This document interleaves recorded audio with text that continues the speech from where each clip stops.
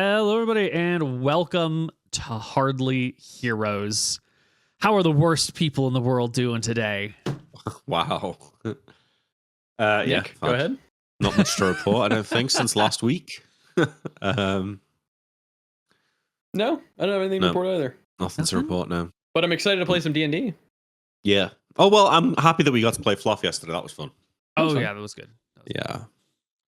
God, I hate inventory management. It's because I do My it heart perfectly. was dropping as Neil was describing what was in the vault, because I knew we were going to end up in a conversation about how much we could carry, and I knew it was going to be a pain in the ass. Mhm. I'm the #1 inventory manager. The problem is everybody is. It's not me. There's a reason why Cedric got 18 strength. I was like, if someone's going to get it, it needs to be Cedric. It has, I can rely on this person to manage the inventory well and quietly. And then you fucked me. How? But you You must made be everybody carrying else so have much to get random involved. stuff to only have like 20 pounds. The issue is the armor that I'm wearing. It's 40 pounds for the breastplate, 25 pounds for the chain limbs, shield 16 pounds. Yeah, it really adds That's up. a good point. Like, if I were to get full plate mail, Neil, how much does that weigh? I think it's... I can look for you. Yeah. I know where it is. Plate weighs 70 pounds. Oh, it's only an extra 15 pounds than what I'm carrying now. Oh yeah, That's we're gonna okay. get you full plate. That was the goal, right? Maybe just the chest, I think. Yeah. Okay. Okay. We can do limbs as well, but maybe the chest is just... The chest is 150. The limbs are the most expensive part. Yeah, that's what I mean. And they're only Mhm. 1 AC, whereas I think the Oh. chest is an extra 2 AC. So I think that's where the sweet I spot had no is. idea about that. Mm-hmm. Yeah, the limbs are complicated endeavors. Okay. Anyway, here we are in Cauldron. Good old Lord Shirebrook. Not Shirebrook, Shacklebrook. He's That's a off to toilet. go talk to the people in High Castle to get some sort of solution. You're here keeping an eye on Cauldron, keeping an eye on his fiancée, keeping everything safe. Yeah. Right? There's been some letters that have been sent out back and forth to Hudson. I sent another letter to Hudson, right? You do. I have when the Okay, good. report comes on here. I have translator written down. Yeah, for the Mistrayan soldiers. Yep. We Explain. requested a translator to come from Stromheim so that we could speak to the group Oh, of soldiers that right. have settled outside the town. Well, that is what's happening today. That's how we're starting our session off on August 24th. The translator, they'll arrive in the late afternoon. So you've got a full day of that's actually kind of quiet, you know, in the keep where Pigeon is hanging out with the other two, which is beginning to be a little bit suspicious. I mean, Pigeon's almost at full HP, but you know, you're really spending a lot of time resting up here in the keep, you know. And it's not terribly unusual, but once you're full on HP, it'll start to be weird that you're spending a ton of time in the keep. But that's not yet. That's not yet. Red Shield knows that he's meant to be there. Red Shield knows why he's there. It's only shit, what's his name? Sabin. Twin Tower that doesn't know why Pigeon's there. Yeah, that's fine. You have a quiet day. Pigeon resting. Luther walking around with Senex, exploring the town. Yeah, I'm explaining. I'm having a chat with Senex because I've had a thought. Maybe the last murder is a red herring. Maybe that's like the Copperheads doing some crazy shit to fuck with us. A little bit different to the stuff that's happened before. It does still have the weird footprints though, so I don't know. You always know best, Luther. We should keep an eye out for suspicious-looking people. The Copperheads could be lurking around here. All right. Late in that, I do know best. I think you should stay in that character for a while, mate. I do know best. late in the afternoon, arriving on Muleback is let me hit this random button. Let's cock die. Is a young man wearing, you know, soft robes, like a what do you call it? wool that's been like nicely what's the word? Not fleeced. Woven. Oh my God! What do you have? Felted. Sherpa? Felted together. The robes look soft. They're sort of gray and simple, but they have like nice little decorations of blues and greens around the sleeves and around the collar. There's a hood that is, currently down. The robes are tied together with a very, simple and yet elegant and non-creased leather belt that looks like it's relatively new. It has brass fixings. He's got relatively basic sandals on. As he rides this donkey, he carries with him a pack, which is on the donkey's ass, and there's like a staff attached to the back of the donkey as well. And he sort of trots into town, having clearly asked directions, looking for I think you specifically asked for him, Luther. So he's looking for the Sheriff of Cauldron, and he will trot on up to your sheriff shack, where you are saying goodbye to Mr. Bernice. He's a gentleman who lives in town, who's come to ask you, my boy, he got involved in the wrong sort of crowd, and this gnome dust that they brought in from Stromheim, he did way too much of it, and his bleeding, I found him bloodied and, dead on the ground, barf in his throat, blood coming out of his face. You gotta do something about the gnome dust in town, Sheriff. It's a problem. And, there's nothing you can fucking do about this. That stuff comes from the city. What I can do, though, for this guy is, I'm going to give you a few days, wait for your boy to be feeling better. Oh, no, he's dead. Come round. Oh, sorry about that. Yeah. Ben's just asking you to, do something about the gnome dust in town, which is well beyond your control. Sure, do you know where he bought it? No. Okay, well... Luther, you should make it illegal! I'd dismiss this guy. Yeah, you're dismissing Wasting this my guy when the translator rides up on his donkey and says, Just as I'm pouring myself a drink, the knock on the door. Are you the Sheriff of Cauldron? Yeah, come in. I'm here. He dismounts the donkey, ties it up, comes on in, gives you a polite bow. My name is Reginald. I am here for the translation services requested by the Sheriff of Cauldron. Aren't you a fancy pants? Yeah, sure. You like the look of yourself, don't you? Sorry, Pigeon. You wanted to be in the keep watching those other people. You can't be here. No, I'm in the keep. I'm so sorry. It's okay. Sure, you like the look of yourself, don't you? I do put some effort into my appearance. I can't see that tradition has made it out into the countryside, but we all have our own things. I chuckle. You want a drink? I slide the glass over to him. I don't drink. Oh. I put the fork back in the bottle and put it back in the drawer. But thank you. All right, are you leaving? You staying just for the day? You going back tonight, or are you staying over? I am staying the night. Okay. All right. Well, we can go and see these guys tomorrow. Why don't you just the inn's just down the road. There's a matter first of my pay. Oh. Okay.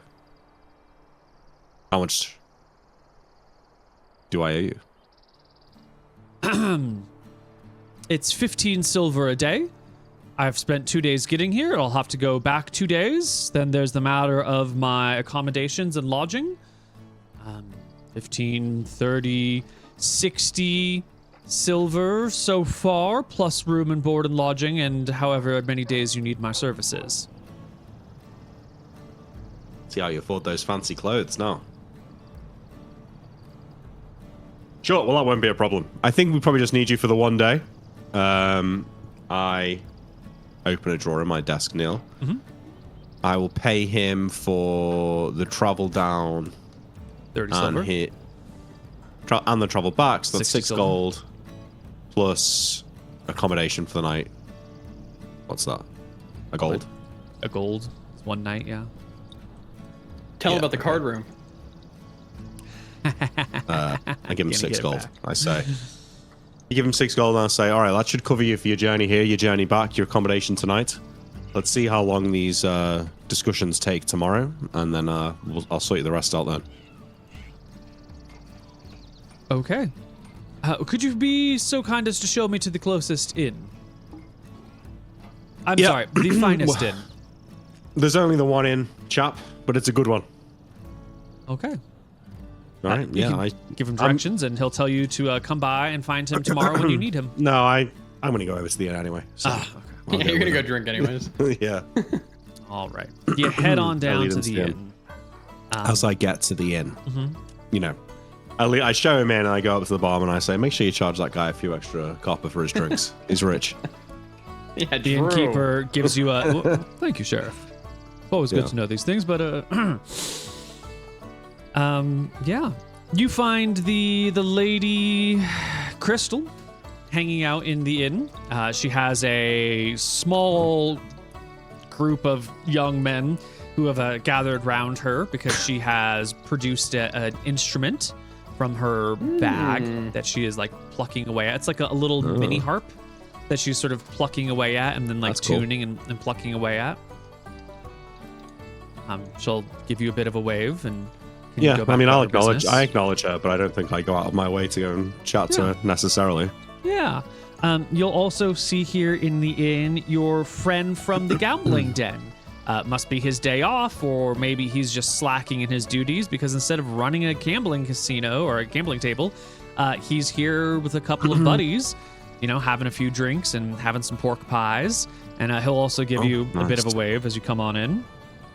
Yeah, I think I might actually go and sit with them once I've dealt with the translator guy. I'll go and get myself a drink, and I might, if there's a spare chair at their table, I might pull up next to them. I don't know if I remember this guy's name.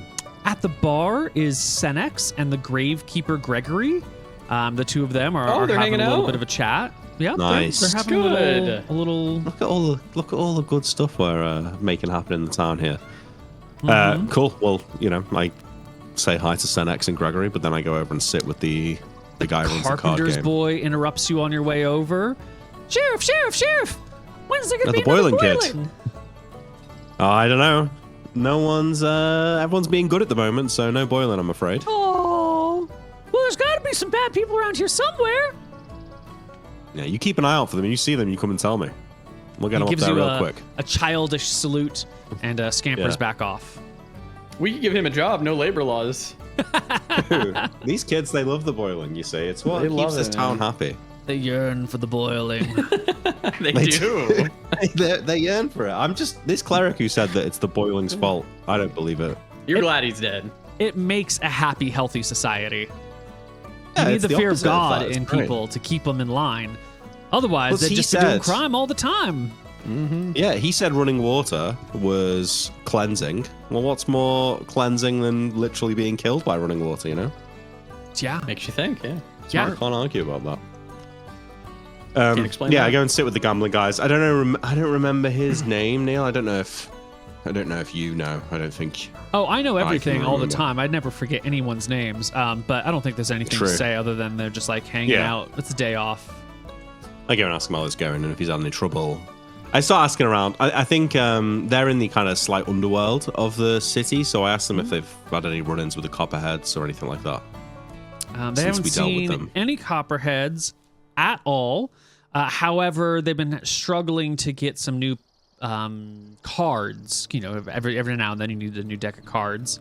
The last time they tried to get some cards from the inner city, not the inner city, but from Stromheim proper, their courier was kicked out of the shop and denied buying any cards. They've still got the same set of cards. It's just they're getting a little worn, and every now and then you need a new set of cards. Did the copperheads run the shop? Is that why? Don't know. Courier just said they wouldn't be sold any. That's weird. You know the courier? Same courier we all use. Same courier you probably use to go get stuff from the city as well. All right. Okay. I might go and speak to him. Thanks. All right. I mean, yeah, I drink in the tavern and then I go to bed. All right. I take it In the you'll morning. be grabbing pigeon for this conversation. What conversation? The translations with the Mystrian army. Yeah. I guess what I'll probably... Well, pigeon... No, you're sleeping in the keep as well, aren't you? Yeah. Maybe I just send like a kid to go and get you. I don't know, tell them to say the translator's arrived. Come and meet me at the inn or something like that in the morning. Luther, you can gain 1 HP for tonight. Pigeon, you can gain 3 HPs for tonight. When the kid walks in to the infirmary, he sees Pigeon there with Sybil fanning him. And then, Luther needs me. You know, he's a real bastard. I hand the courier who came to get me a gold meal. Oh my God. I give him a gold. Takes the gold. His eyes go wide. He glitters. He chews on it. He puts a dent in it with his teeth. Oh my God. Thank you. Thank you, Mr. Detective Man, sir. Lord. Oh, no problem. Don't tell Luther I gave it to you. He'll get mad. Of course not. I'll go bury it in my yard immediately. Okay. Well, yeah. All right. I go. All right. You guys meet up with the translator, and you can head on down to the north side of town where there's that little mystery inn encampment. All right. Look at these guys. They really know how to work. Yeah, like I watch them from a hill, Neil, or somewhere. You know, I watch them from a distance, just take them in for a minute or so. What are they up to in that camp? They've circled their wagons together in a defensive posture, taken stuff out of the wagons to create extra barricades in between gaps in the wagons, creating a makeshift but defensible wall. There are a few very large tents set up within the encirclement so that everybody must be like sleeping pretty closely on top of one another. There's a well-organized like latrine pit that has been dug maybe 100 yards or so away from the encampment, and a group of people who are working in tandem to like bring buckets of water from the river to their little encampment over here. A couple of fires have smoke rising, and there's a few people with armfuls, not armfuls, but like leather, what do you call it? What are those like leather strips with handles that you use to carry wood called? I can't remember the name for those. But they've got those wood carrying sacks. Okay. Is there obvious like armed guards or whatnot? Yes, there are guards with spears and a couple people with bows standing on top of wagons, keeping an eye out.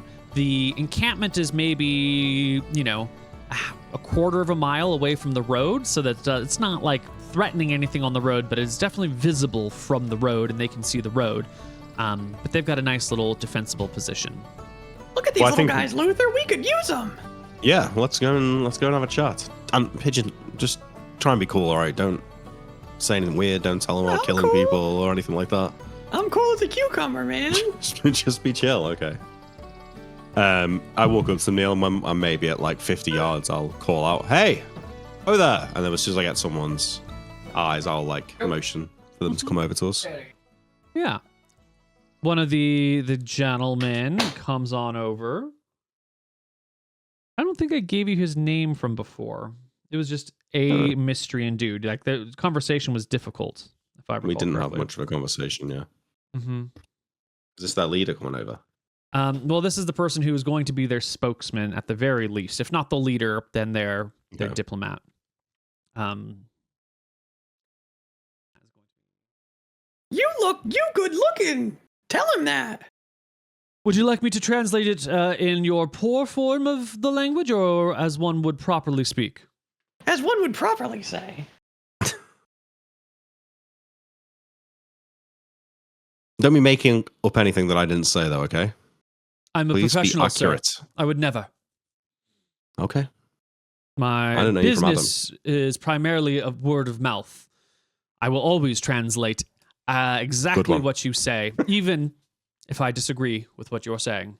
Trust me, sir, good. I will never add any bit of my own personal takes on anything to any conversation. I whisper something I lean in and whisper to him. I just say, if he says anything stupid, just check with me first. And by he, you mean Pigeon, right? Yes. All right. Hello. I wave to the man approaching me. We have found a translator. Reginald translates these things, and the man speaks for a little bit, and the translator would say, this man says, "Hello, my name is Yule. I am from Mystria, and this is my family. We have come to these lands because we have heard that it is open and ready for settling, and we would like to settle in these lands. Are you the king?" Can you ask him if he means these lands as in Cauldron specifically, or just generally Eridon or the south of Eridon? Can you find that out? There's a little bit of back and forth, and eventually the reply comes back. He says that he is looking the lands south of Stromheim in particular were noted to him as open for settlement. Can you ask him who told him that? The people in Stromheim. But he had originally heard it from traders on the docks of Theben. Okay. Well, explain to him that this is the city of Cauldron. We are ruled by Count Shacklebrook. These are his lands. We are, however, always looking for good people if you've got something to offer. There's a bit of back and forth, and he eventually comes back saying, these gentlemen were looking for... They have said that while they are willing to bow before a king, or I do believe he means count, but he did use the word king specifically, so there may be some confusion there. They are preferring to create their own settlement with their own rules, laws, and accords. Okay, well, I understand, but that simply won't do. These lands belong to Count Shacklebrook, and any settlement in these lands will be subject to his law and his taxes. A little bit of back and forth. They are happy to be taxed. They understand that it is a natural part of the world, and those in power will always tax those below them, but they wish to live by their laws in their own... He used a word that is somewhere between hamlet and village, that does not quite have an equal here in Eridonian. Well, why don't they want to live under ours? They don't even know our laws yet. I give a nod to the translator. That he's allowed to translate that. Yeah, he translates and it comes back. They have their own rules and customs and ways of doing things that they would prefer to keep from their home country. Like what? The words come back. He's not sure what the laws of your lands are, but they wish to live by their rules, regardless of what yours may be. Tell them this. There is a hamlet to the east of Cauldron named where they all died. Stillwater that is currently unoccupied. However, it's not in my authority to grant them that. They would have to wait for Count Shacklebrook to return from High Castle and have a conversation with him directly. A little bit of chit chat, a little bit of back and forth. He asks, when is your king returning? Again, he used the word king specifically. That's okay. They don't understand these things over there. Yeah, they're stupid. I mean, let's assume that Shacklebrook spends a week in High Castle. Mm-hmm. How long is the journey? Like, I work out, assuming he spends a week there, how long until he gets back? He will be back in about 2 weeks from now. It's at least 2 weeks before Count Shacklebrook returns.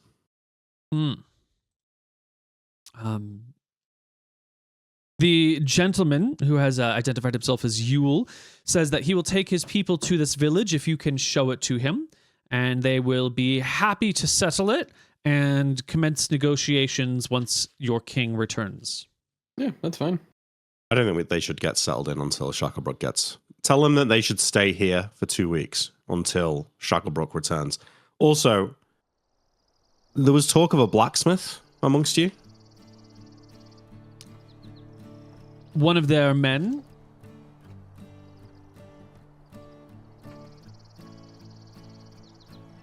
named Hinton is indeed a blacksmith and has brought his forge with him.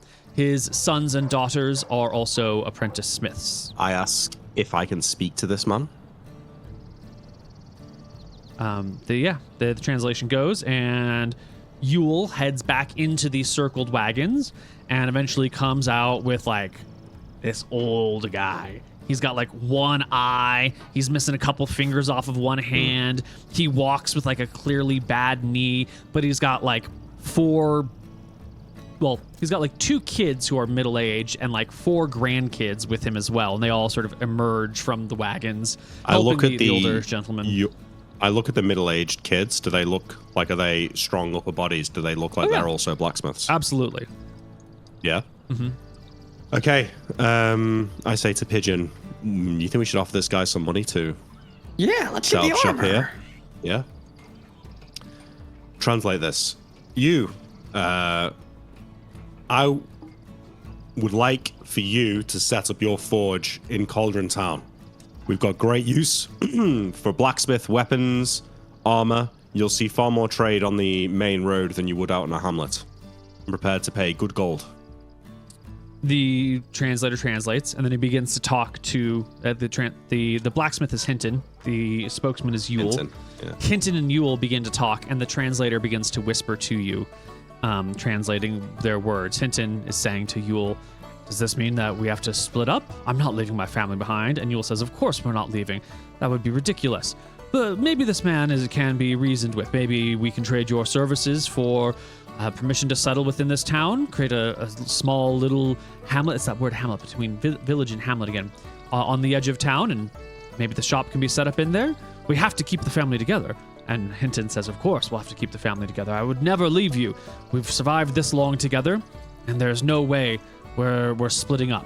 We've faced greater dangers before, and if this doesn't work, we can always head on to the next town. I'm sure there's another one somewhere else. Okay. This place is rife with incompetent backwater people who have no idea what they're supposed to be doing. Neil, how close is unreasonably close for a new village by the city? Like, how close is the closest village? Is there one within a mile? I assume Oh yeah, there there's is. definitely one within a mile.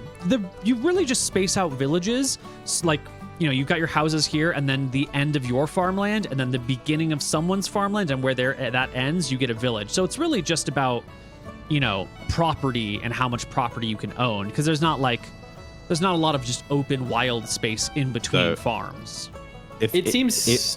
Sorry. If I wanted to give them land to make a new village as close to Cauldron as possible, is there space? Like how? Oh yeah, there's a lot of the countryside around Cauldron is farmland that's just gone to wild. There's plenty of open, unused land everywhere.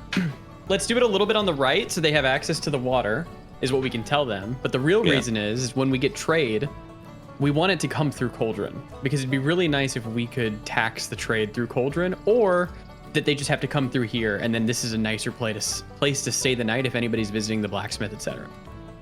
Yeah, so I'll describe I'll say I've heard some of your conversation. There is some unused farmland to the northeast of town, near the river, that might be useful for the forge. Perhaps you could set up there?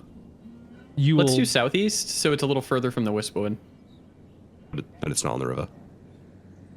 Oh, I guess that's true. All right, let's do on the right side of the river then. Yule will speak for the party, which gets translated as, we are going to stay together. Yeah. If you're granting land to my cousin Hinton, you're granting land to all of us. Yeah. Yeah. Can you make this agreement without your king present? Not really. I'm sure he'll be fine with it, because a blacksmith is a great benefit to Cauldron. But you're in no danger here. You're under my protection. Stay here for 2 more weeks. Wait for Count Shacklebrook to return, and you can speak with him yourself. And then I'll take you myself to your farmland. Yule spits in his hand and thrusts it out towards you, and the translation comes back. You have yourself a deal. I spit in my hand and I shake it. I shake his hand. The Hinton and his children and grandchildren look pretty excited. His direct children embrace and kiss, and it dawns upon you that this is a tight-knit family. Oh no. Before we end this, I'll ask the translator. Kind of second chances. Would their children be willing to learn the language of Mystria? Of Eridon, he means. Eridon, yeah, sorry. I say to the translator before he translates. That's a great question. And the translation comes back. We intend to be able to speak the language of the locals. There is no other way to live. Okay. Good. I think that we should get a translator. Maybe we can arrange a teacher for them, yeah. Yeah, we could arrange a teacher. I mean, this guy Could do it. I mean, getting a blacksmith is fucking massive. So I think going all out and arranging a teacher for them won't cost us that much. Just quick check, Neil. Is there gradient? Obviously, there's gradients of blacksmithery. Oh, tons. But can any half-decent blacksmith make, like, say, plate mail armor No. or, like, a great sword? No? Plate mail requires the highest caliber of smithing. It's not just a blacksmith, but it's a blacksmith who has been, well educated and has proper Like this old tools. guy, Nick. Like that. That is a rare skill to be able to make plate mail. Okay. Can you make plate mail? I asked them if we can see some examples of their best work. They will produce. Let's see. They'll produce some weapons, spearheads, arrowheads primarily. They don't bring out any swords. Pots, pans, some torch, fancier torch holders. Yeah, their work is fine. It's acceptable. I pull out my short sword and say, "Could you make this?" The Smith Hinton translates back, swords are a waste of metal. Spears are more effective. Why would you want that? He's right. Can you just get him to answer the question? The Smith says sure. Okay, good. And then I go like this with my chainmail. What about chainmail? The Smith will reply, let's see.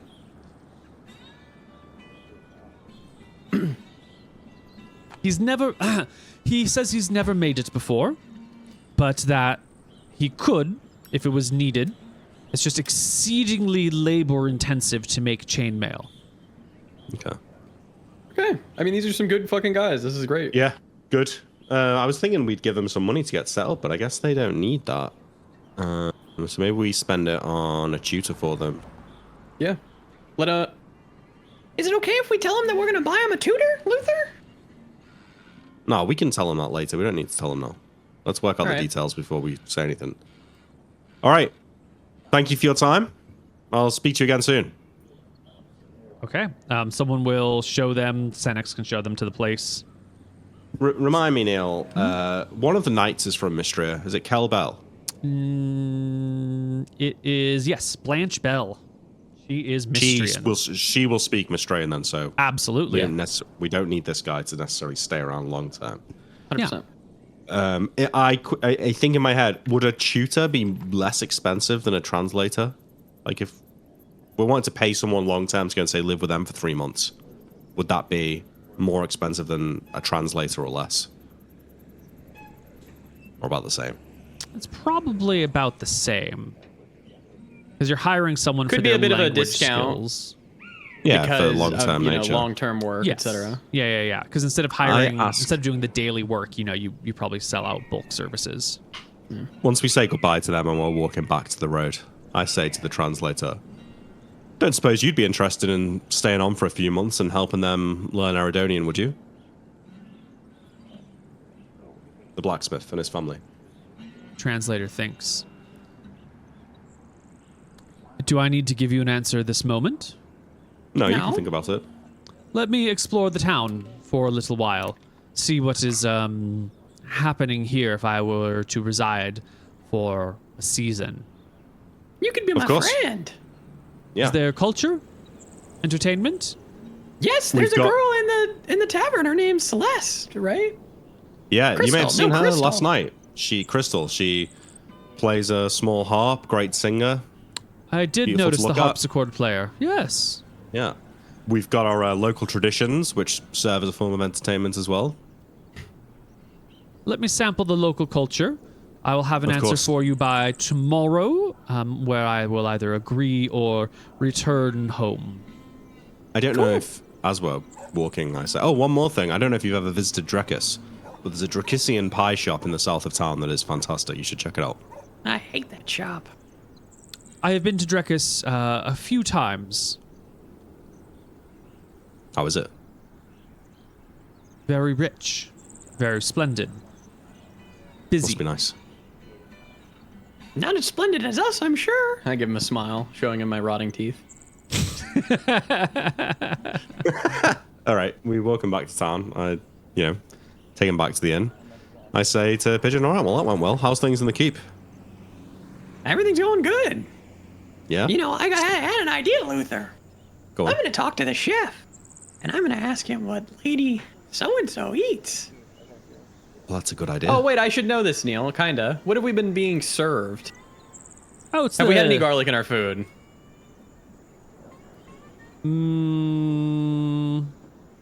No, there's been no garlic in your food. But it's a pretty meager meal in the keep. There's not Lord Shacklebrook's a lord, Lady Redshield's a lady, but money is a little tight, so it's mostly potatoes and turnips and rutabagas and cabbage and a little bit of chicken or pork on the side. We'll have some garlic though, won't we? No, we don't make any garlic. We just don't have any garlic. We just don't have it, man. This is one of the things about that I've always struggled with in D&D is that in the real world we have access to all these foods, but if you were to take a point in the world and roll it back 1,000 years, they don't have access to everything. Like in Scotland, I agree, but they you didn't have described garlic, they didn't turnips and have stuff like that. apples. Yeah, No, garlic grows in. it does England and now, but France. where is garlic from? I think it's European, right? France kind of existed before garlic, sure. Garlic is from Central Asia. It's from the stands in Western China. Is it really? Do we have garlic? I don't know. This is a weird plot point. All of a sudden, it matters what the native foods are in this area. He admits it, man. Well, admits it it, does yeah. all of a sudden. And Finally. I can't remember what I've said about the culinary things in Eridon, because we've been playing in Eridon for 15 years, and I have no idea what I've said around here. So we're just going to say that there's a lot of foods available in in Arcadia, that it is a culinarily diverse place. You got the garlic, you got the onions, you got all the delicious things. So yeah, All right, then there's let's garlic have a somewhere big meal around. with garlic. Okay, get him to make some, you can say, maybe you can say that we had this garlic soup at Divin Armstrong's keep, and it'd be great if you could make it for dinner tonight, or something like that. All right, I give the chef 5 gold, Neil, and I bribe him to make us a garlic soup. Garlic soup, Should be sir. just That's quite a fancy pungent. Are soup you tonight. certain? Garlic, well, whatever you think. That, whatever the lady likes, I guess, with garlic, though, because I love garlic. Of course. Well, whatever the lady likes with garlic. Yes, yes, sir. Master Pigeon, I checked in with the lady. It turns out she absolutely detests garlic. Well, before you can get to your garlic stew, there is another thing that is happening today. Okay. A man arrives in town. A third cleric. How will we Watchman dissuade this number one? 2 has come from your friend let's in roll the some north. stats. Let's roll some stats. Let's go. Let's go. Hold on, Okay, let I me think put on some stat rolling music before we get any farther. you did the first 3 last time. Do you want to do the same again, or Yeah, do you I'll want me do to do the? You do the first 3, I'll do the second 3. You do the. Okay, I'll do it then. I need the Neil, optimistic. is it just 3d6? Yeah, it's just 3d6. Let me get a character sheet open. We don't get a 4d6 on the strength because he's been chosen as a watchman. There's some positive selection bias there. We just need a 9. If it's not a 9, what did we do last time? Did we re-roll if it wasn't a 9? I can't remember. I think we just rolled like gods the first I time. think- rolled I like think that gods, was yeah. how. Yeah. All right, if it's less Okay. than a 9, we re-roll Strength? for strength. Watchman number great. 2, 9 strength, Bastard. It's all right. He's going to be high dex. 5 dex, It's going to be high con. 13 con. Well, am I doing Useless. mental stats? Yep. All right, so int. 9, Okay, I mean that's not terrible. Wisdom 15, He's a cleric. and charisma. 3. That's an interesting character, though. What the And I'll fuck? roll some perception here. We might need to send this one back. 12. This is the opposite of Senex, this guy. 3 charisma, Neil. What does that even look like? Oh, we should have him run the front desk because everyone who is To at like the dissuade DMV people. and shit they suck. Yeah. This guy will fucking suck, dude. But he's wise, so he's He gonna is know where wise. he's gonna Yeah, need to know he'll- where people, That's good. He'll know when to bother us or not. All right, this is the front desk guy. This man's name is Nigel. We need to make Nigel's some a plans right for Nigel. cunt. Jesus. It's a bit harsh. Okay, Nigel and Senex. Let's see. Senex. 3 charisma, man. He outdid Pigeon. That's crazy. 3 charisma. Wow. I don't even like. What does he look like, this guy? I'm just getting us a token here so I can talk about this with you properly. Is it like? Has he got 3 charisma because he looks obscene, or is he just like mentally not well? Here we go. Nigel. I'm going to drop him on our map for us. Nigel, he's in his late 20s. He's got like a big bushy black beard. He comes with like a metal helm that he's wearing. He's got actually a metal breastplate and a spear. So he's got some gear. Yeah. He's got a breastplate. He's got a breastplate. Yeah. Nigel, is it? Nice to meet you. I offer my hand. I'm Luther, the sheriff. I'm Nigel. I heard there's All right. good work here. I come highly recommended from the finest warrior in all the High Castle. You're supposed to be Good. some sort of lawman with a delicate past, right? That's one way of putting it, I suppose, Nigel. Yeah. Your journey okay? Yeah, it's fucking fine. Now, Good. this place around here, bit of a wild spot, yeah? It needs some taming? Sure, yeah, we need watchmen. Yeah. Well, I'm a watchman. I Good, do well, some Clay- watching, and I don't take no shit from no peasants, no lords, right? Ooh. Well, you do gotta pay some respect to the Count.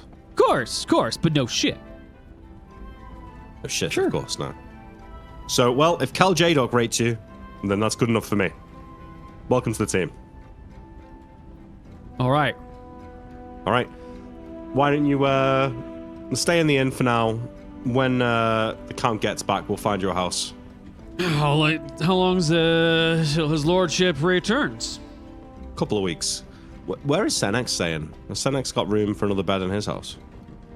I think Senex has one of these like empty houses that he is in his spare time trying to like fix up and turn into something useful. He probably lives on the south side of town. Could they both look like it's Could they- reasonable they could live together? They could.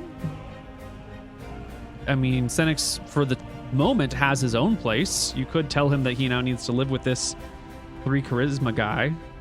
A bit harsh, isn't it? What's our supply of like abandoned houses looking like? Oh, they're everywhere.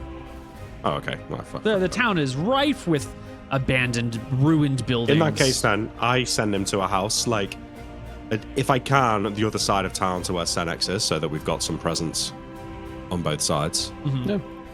I assign him a house that we don't need to wait for the Lord if there's that many. Oh, yeah. This place is just lousy with ruined buildings. Slag off your own town, Neil. Don't you dare talk about Cauldron that way. Good. Well, I show him to his house. Mm-hmm. I say it's a bit of a fixer-upper, but you look like you can handle it. We'll be in the inn tonight for drinks, me and Senex and the detective. This place You is my wanna, own. I can do what I want. Paint the walls how I want. Have long over as you who follow I the law. want. Sure, yeah, you can do what you want. Now, this is Make why I sure, come to a town like this. Make sure you this fix is it up a little autonomy. bit, though, Nigel. All right, don't leave it looking like this. Like, as we fill the town up, we need a place to be looking a bit nicer, so... What, you think I'm some sort of lazy layabout? I don't know. Just telling you. Just some friendly advice. Anyway, got work to do. I'll see you in the tavern tonight. I'll buy you a drink, and then tomorrow morning, I'll take you on patrol. Mm-hmm. All right. I'll see I about give him a little that. handshake. Yeah, he shakes your hand. The 3 charisma on Nigel is he's just sort of an unlikable cunt. You haven't Yeah, he's seen just a bit of an how asshole. good of a watchman he is, but he's just a rather unpleasant, self-absorbed sort of guy. He's probably great at his job if J-Duck has recommended him, or at least competent. Yeah. but maybe not like the most polished gem in your box. That's all right. I think there's that kind of arsehole. It's not the worst thing in the world to have one of them knocking around. It's good at certain jobs. Okay, can Nick roll me a d10 for his handedness? This is where the big money's coming in, okay? I'm going to dual wield spears, this guy. Right-handed, excellent. Level 1. Just gonna do a quick randomization of his height and weight. Is this Senex, this other token? Yeah. Yeah, it's Senex. Human male, 5'5", 126. Okay.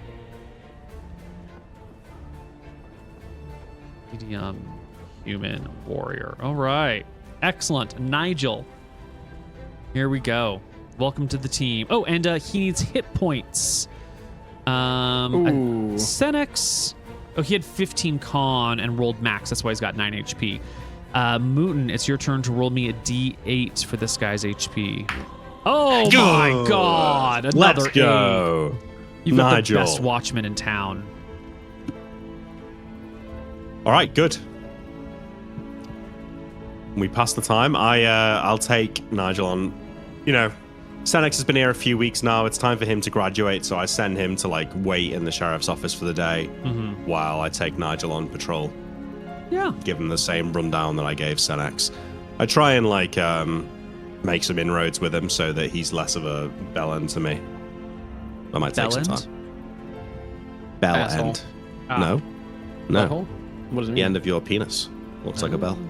Yeah. A dick? Bell end means dick? Okay. No, it just means the end of a dick. The end bell of a end. dick. Okay. Yeah. Okay. Yeah. Learn something new Yes. every day. That's it. Well, stick with me, kid. All right. You know, things are going pretty great. Things are going pretty great. I need the party. Anyone in the party. wait. Oh. No, that night, I just want to speak an idea that I've got to Pigeon. The body of the kid that was murdered. In theory, I wonder if with enough gold we could take his body to Stromheim and get a cleric to cast Speak with Dead on it. Yeah, we probably could, but that's worth a lot of money. They charge 100 gold per HP. Fuck them. I know, Fuck but that kid. it might answer our problem here. Pish posh, I'll answer it. We've been looking for clues on this thing for months now. We haven't got an answer. Luther, you don't know what I did in the forest. There's a cleric who's gonna come. What do you I mean? made sure of it. You and your make You want to believe. know? I'll believe it when I see it. You tell him saying prayers to each and every god. Hasn't worked yet. Yeah, I swapped that. I'm do just you mean? praying to Terrassa now. Okay. Well, Cleric Fitzarasa turns up, then I know who. At least we know you've been successful. Yeah, every night, Neil, Pigeon is praying to Terrassa. All right. I'm going all in. Oh, before we get to your prayers, though, it's dinner time. Let's put this to bed. The Do you know what you cook- should do? You should carve symbols of Terrassa into the framework of the boiling pulley. Oh, yeah, well, that's a good idea. The cook produces you a garlic soup. He And? tells you, however, that her ladyship has made other plans for dinner tonight and will not be joining you. This is good. unfair at this point, Neil. All right, I eat it. No, I mean, it's good. I'll ask it again in another It's day. you and the servants eating it together. Her ladyship and what's his name? Sabin have gone out on the town for dinner and drinks tonight. They've headed out to the inn to hang out amongst the common people and, you know, take a little bit of culture. So I see them in there then. Yeah. You see them in there. In fact, they've found a table near Crystal, where Sabin and Crystal and Lady Redshield are all sitting together at the same table. After Oh, that's dinner, I'm good. going to go recheck her room. I go and sit with them, Neil. The room is just the same as it was before. You know, things have been shifted around and moved. No and perception checks needed? Yeah, well, give me some perception checks. You're How many really do you gonna really search the room again. Natural 1. Give me 2 more. 31 and 21. Yeah, same as before. Yeah, I leave. Yeah. All right. She's not a vampire and pigeons. Fuck it. How is that proof she's not a vampire? I go and sit with her in the tavern, Neil, and I will talk to Red Shield so that Sabin is inclined to talk to Crystal more. Well, the 4 of you, have a nice conversation, and Annabelle Red Shield is having a gay old time. You are all sitting at a table, and the drinks have been served, and everyone's like having some. And as the waitress walks by, she'll like pull the waitress over, whisper something in the waitress's ear, and the waitress will like look at her like, "Are you certain?" And she nods. And the waitress will come back with 2 bottles of whiskey, place them on the table, and bring over like large mug, not large mugs, but if you were going to have a shot of something, you'd have a little small thing. We're talking like an actual tumbler, a small cup, but the waitress will then pour each cup quite a lot, and adjust the cups around in front of you. As they bring the whiskey, I say, "You can take the girl out of the circus." And I give her a wink. Well, it's just every now and then, it's nice to drop the pretense and the pomp and the circumstance and the... I know this may be hard for a young man from the streets like you to understand, but underneath all this, I am but a regular person. And I do my best to live up to my expectations. But once in a while, we need to drop the charade and live as men and women, live as people, live as ordinary folks. Once in a When we while. were peasants. Pigeon and Luther would have talked in the past, and Pigeon would have brought up one of the ideas of, you should invite her if she ever leaves the fucking castle into the sheriff's office, but don't invite her in because he's heard that vampires, they need to be invited. I mean, yeah, okay, we'll see. I say to her, "Oh, don't worry, Annabelle. When we met each other, we were both peasants." I pour a drink. You've come a long way, though. Well, I've never been a peasant. I've lived a simple life, though. I guess. And then You were right. gives you She was living as a peasant when I met her. Oh, I mean, where this is, we're splitting hairs here. Yeah. So, how are you two doing locked up in that keep for all the last 2 weeks? Be bored out of your minds. I'm not surprised. I'm surprised this is the first time you've been here. Sabin says, I wasn't built for this life. Poor Crystal's been sat here alone every night. He looks over at her. She puts up a hand and says, "Oh, I have been keeping myself busy. There's plenty of things to do in a lovely village such as this." Now she's throwing shade. Well, Sabin cheers. sort of smiles at her at the lovely village remark. Glasses are raised, drinks are thrown back. Lady Redshield slams her empty mug on the table before you. Winces her eyes once or twice, goes to grab a bottle and repours everyone a double or a triple size drink. And then starts to tell you a story about time in the circus. So you see, there was the bearded woman that had come through. And it wasn't just a beard, it was everything. She was like a half bear. We would parade her around. But the truth of the matter was, she wasn't a bearded woman at all. No. She was secretly a wizard.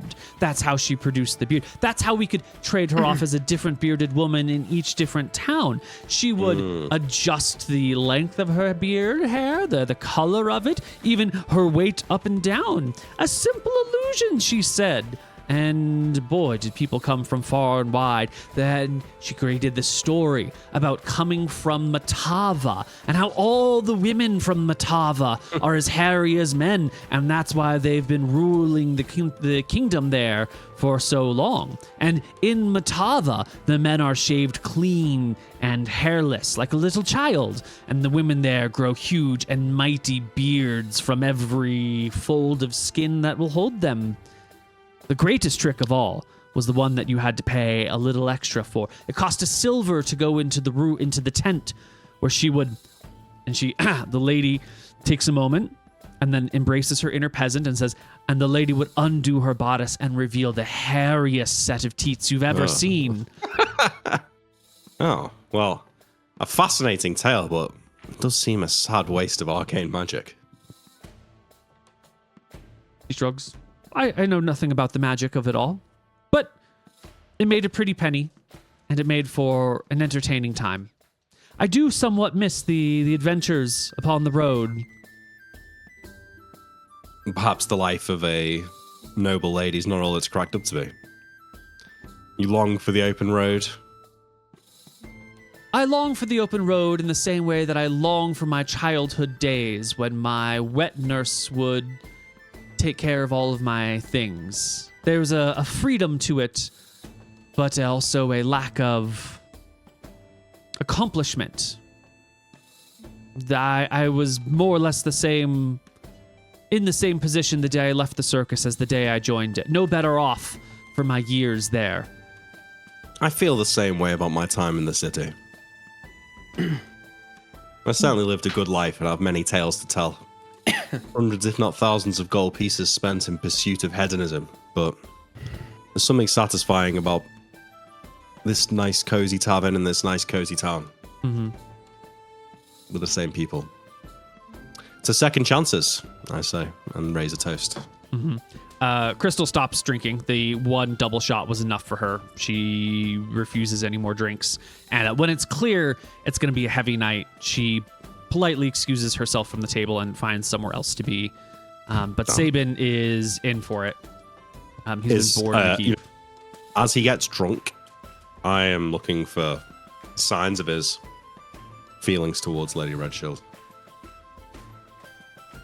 Because I feel like if he, let's say he is in love with her, it would start to come out in this situation, I would think for certain. Yeah. Well, give me a con check. How well do you hold your shit together tonight? Yeah, Good pretty enough. well. Good enough. You're not drinking too quickly, and you've made sure to have something to eat beforehand, and you do a decent enough job. Now, give me a charisma check.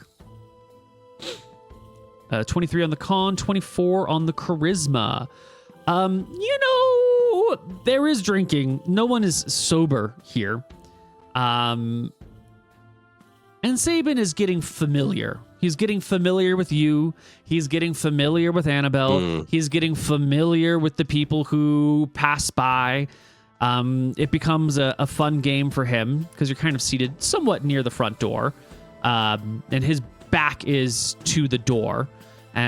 Intentionally, like he at first he was seating towards the door so he could see anyone that comes in and protect Annabelle. But like after a couple of drinks, he switches so his back is to the door. And now when he hears the door open, he turns and like shows his acid burn, disfigured face with like "Arr!" at the people who comes in and like scares the shit out of them. He's got a good humor about it. And then turns back to the table and has a good chuckle and slaps his knee and pours drinks for everyone again. So there's no obvious romanticism between him and her.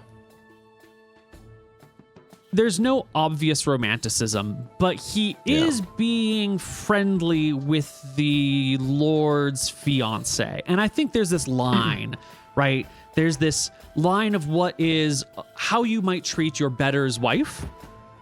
And he's definitely in that blurry area where like, are we drinking buddies? Am I just acting like you're a friend, which is not how you're supposed to treat your Lord's wife. You're supposed to treat them with a little bit more respect, right? And he's definitely wandering into the like Twin Tower, though, chummy, the greatest knight in his employ, long-term friend. I mean, I feel like he's sort of friends with her as well as being like servant to her, Yeah, that's not too bad. It's not as bad as I was expecting. I thought he was going to be like getting handsy. He's not getting. And what about handsy, her? What about her to him? Do I see any similar behavior from her? Well, similarly, like she is walking that line of like, what is a lord's wife supposed to behave like in the public? I'm not bothered about that bit. I'm more worried about specific, a hand on the knee or... No, there's no physical touching, but like she is encouraging drunkenness amongst the whole group in a public setting. That's all right. We get drunk in the inn. That's fine. To the boiling. Okay. I will I'll make sure I walk them back to the keep after we're done. You walk him to the keep, not to your office? Oh. Yeah, well, do they do last orders in the inn? Well, for her ladyship, the inn will stay open as late as she wants. Smart. Yeah. That's awesome. Yeah, no, they don't close down. They serve her until she is done. Until she's done. That's fucking sick. You know, I'll stay with them. fuck it. I just walk them back to the keep. Okay. Yeah, you head back to the keep. Okay. All right, I go to sleep. Go to sleep. Yeah. 1 HP for both of you today. I only get one? Because this was the day of the I guess I translations, got and up, you were yeah. out and doing things and walking around, and Yeah, that's this true. was not bed rest. So today I'm on patrol with Nige. Yeah. We got, it's a big world out there. Let's roll me a die, somebody. Who wants to roll a die? D100? I want to. D100 for Life and Shire 70. in Cauldron. It's a chill day. Not bad. The days begin to float by. Give me another one. Or someone give me another one as time rolls through the town. Anything interesting Nick. happening? I've got this. What's interesting, Neil? Low roll. No, you want high. Okay, well. Well, Like 100. low is interesting and high is interesting. It's just in different ways, you know? We're chilling here. 60. That's not bad. Yeah, where is... I just need some country bumpkin music. Here we go. All right. The days begin to tick by. The 28th of August comes around. Give me another roll, Mooton. 37. Not bad. A letter arrives for you this evening Yes! from Hudson. We taking some health over these days, Neil? Yes, please. Yeah, If you I would could be get at, another two. I would be at max HP now, Neil. Do I get Excellent. kicked out? Well, no one says you have to go, but Lady Redshield will pat you on the leg and be like, well, you're all healed up now.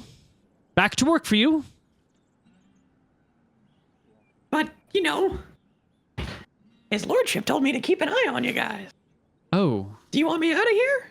I think she knew about this. she did. She did know about this. She was there. Oh, well, it's been fine since he's been gone. I think everything is. I think it's okay. I don't think your presence here would be something that deters him. And she I made a shrugs. promise Maybe, to my lord, and I'm going to keep it. And then I go do you and want me I'll... to stab you? Well, I mean, Twin Tower's not going to check my wounds. I'll just be able to lay here. Okay. Yeah, I chill. Cool. Nice. You'll hang out with all the other infirmed people who come and go. But a letter arrives for you in the keep. It's from Hudson. Dearest pigeon, my read loins it. ache for you. The crackling of the fire, its intensity is nothing compared to the lust within my groin.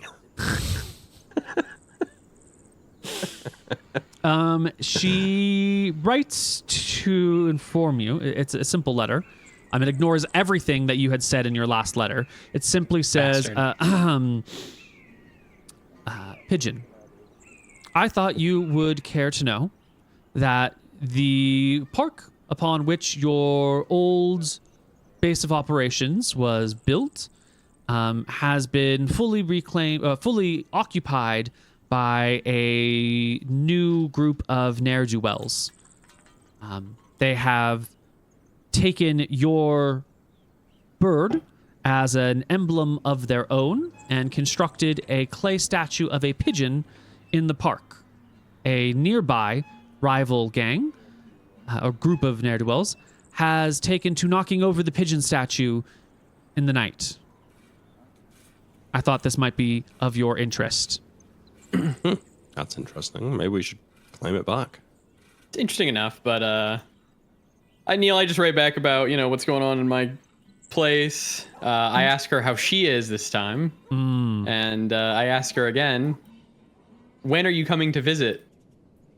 You send her a XOXO. drawing of your penis. Pigeon. No, I don't do that.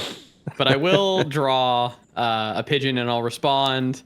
Let those kids do what they'd like. If I want my home back, I'll come and take it in a second. Right. Okay. Whoa. Well, she's responding to your letters. It's maybe a smidge awkward. It may be good, a though. smidge, unusual, but I think if she wasn't interested, she just wouldn't write, right? So yeah. Hold on. I need to think if I need something. Oh, I request. I ask her if it's possible. I know that she can get things. Is it possible she could get me a deck of cards? Good idea. And I will like put. I don't know how much would a deck of cards cost, Neil? More than a gold, surely. Well, they're actually quite Oh, difficult. well, yeah, it's in the paper modern in it, era, yeah. they're cheap as shit. It's 2 gold for a deck of cards. Okay. I will include. I'm gonna take 3 gold off my character sheet because I need to pay the person to go, and I'll include 2 gold. This is true love, Nick. You know, it's $100. Yeah, it might be. It's $100 a letter. That's true, yeah. I mean, it's like dating in the modern era. Do you think she told me that? Pigeon thinks. Do you think she told me that because she wants to see me in Stromheim? Oh my goodness! Yeah, maybe. It's not far from Rusty's Hook, though. You tell me about this, right? Yeah. Oh yeah. Wait, does that mean that the pitmen lost control of it? Or Well, I just don't think they care about it. Or at least the top of it, remember? no, but they built the park over it, right? Yeah, but they care about the stuff underneath it. Isn't that what she's saying in the letter? That these the kids just taking the park? They've They not just took taken the the park. Yeah, she just wants to see me, right? Is that right, Neil? Is that what it said? The park, yes. The gang is just in the park. Oh, right. Yeah. Okay, who cares then? Yeah, it's a big hoop. Yeah, maybe she. Yeah, maybe she does. That is a bit curious. Why would they have a Well, pigeon should we go? statue? Should we go up there? Well, We can make a quick trip. can't leave until Shacklebrook and the rest of the knights get back. Oh, come on. We got the 2. They can handle it. No, I'm staying right here. You little pussy. If you want to go, you can go, Pigeon, but you should stay. It's only going to be a couple of weeks. I'm still wounded anyway. Weeks. All right. Pigeonhole. He'll stay. Every night I make a grand prayer to Terasa, Neil. Okay, let me roll some. Well then, Pigeon, why don't you roll me another D100 for September 1st, a Monday. Come on, man. Give me 100 for once. 15. Okay, That's pretty low. that is pretty low. It's pretty low. Wait, am I getting another HP now? Yes, you get another HP. The thing is, it was Nick's How's- turn. The How's sheriff Nigel getting on? shop is bothered this morning okay. on Monday the What's new? 1st. Gregory, All right. the gravedigger, is here. He's banging good. on your door. Oh, good. Sheriff! Sheriff! Wake up, I Sheriff! think- Is he banging on my house or on the on your sheriff's house office? door. Yes. Oh, okay. I come to the front door. Gregory, what's going on? There's been a disturbance in the graveyard. I'll get my things. I run back in. I imagine that Luther answered the door just in his in his trousers, but I run back in and get my shirt on and get my sword belt. Mm-hmm. Do you go get My Pigeon from the chainmail. keep? No, No. don't think so. I don't think I would right now. Like, it would be metagaming if I did. I'm not expecting a fight, so I go over there. Sure. Yeah. I don't know what's metagamey about it, but okay. There's nothing. Well, because the fact you've asked me Scared makes me that think that I'll maybe kill I should. Oh. But in reality, I don't think that Luther would, because I don't think Okay, he didn't say there's a monster in the graveyard. He said there's been a disturbance. Disturbance, yes. Yeah. The two of you hurry off in the sunrise hours all the way over to the grave sites. I ask him what's happened on the way. Like, A body's been dug up. oh, okay. Wow, that's Wait, not maybe bad. we do need to get a picture then. I accost a child, Neil. As you You. do in the early morning. Mm-hmm. I give him a copper coin and say, go to the keep and get the detective. Tell him to meet me at the graveyard. I hope he throws that copper coin on the ground, calls you a bitch. This is not the same kid that you gave a gold to, surely.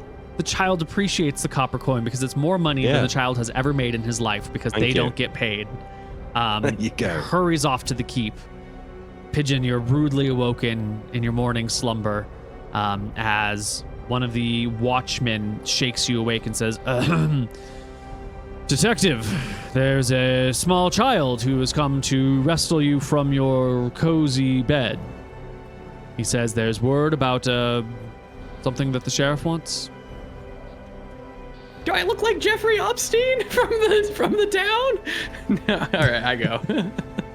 I hand the kid a gold, Neil. Oh, here you go, little boy or girl. Oh, thank you. Thank you. Oh my God, Spy, thank you. 2 Another gold, copper oh my coins. God. I'm so blessed. Oh, There's going to be kids coming up there in the morning and being like, oh, there's a message from the sheriff. You give them the gold coin and there's just no message. They haven't that's caught not a on to- copper coin. That's a gold coin. Go give that to your mom and dad.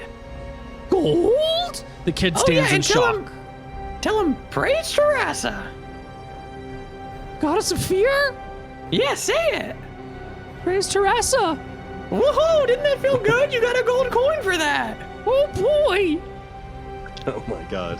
I'll make you a deal. If you get all your little friends together and you start praying to Teresa, I'll give you all a gold coin. The watchman who brought the kid in. Oh, wait, I would have done this when we were Oh, okay, outside okay, yeah, walking. you're Sorry. fine, but I you would sent not the have done watchman this in back. front of the watchman. Okay. Sure. Sure. Very It's just concerned by this. the kid. Yeah, I'd be concerned too. The kid agrees and hurries off to go find his All little right. friends so they can all go Don't worship tell any of Teresa the in the woods. adults. Good. All right, I go. You will meet up with them in the graveyard a little bit after we start there. Kid NPCs are awesome because they just do what they're told. They don't mess about. They just do it.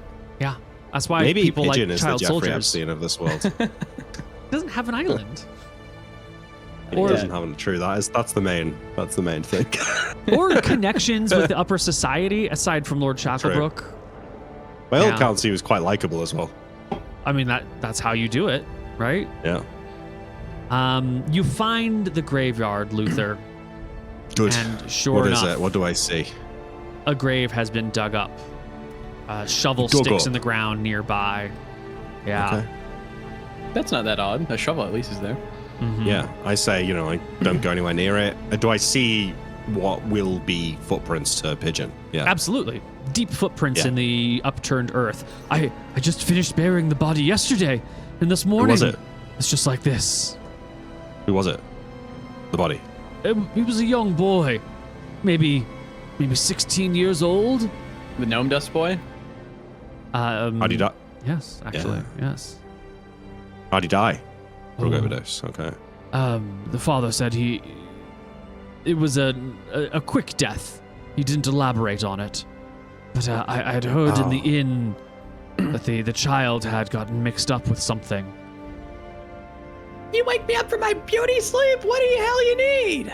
Agent, somebody's dug up a body in the graveyard overnight. Look at these footprints. Let's go. I track, Neil. You track. Give me your best tracking skill. I'm bound to fucking fail it now because I've been Natural Oh, 20. Oh my god. Good work, Gregory. I Thank say you, so. Teresa. Then you've given me the perfect footsteps. I side-eye Pigeon as he says that. Mm-hmm. Give me a second tracking check as well. Boo. 14. Boo. So you can follow just see these how many prints, no problem. They kind of go back and forth all over each other, so it's a little hard to count if it's one person or two people. If it's more than one person, they have like the same size shoe. It could easily just be one person doing all of this. And a shovel has been left in place that Gregory, the gravekeeper, can identify as his shovel. And he murmurs about having to, maybe I'll have to lock up my shovels every night. They keep getting used. Do they? And Who else is using your shovels? this isn't the first time one of my shovels was used by someone to do something like this. Yeah, how about you lock up your shovels, yeah? Why, You there's happy, no, good fella? there's no lock Yeah, on nice the guy. shed. Who needs to lock up a shovel? That's madness. Maybe I'll bring it inside the Sorry, house with Pigeon me. can get you a lock. I go. You I'm like a bloodhound, follow the Neil. trail. They head due north. I'm not quite towards Cauldron. The Cauldron's like north by northwest. This actually heads straight to the north. Goes Okay. down a little hill and around a little area.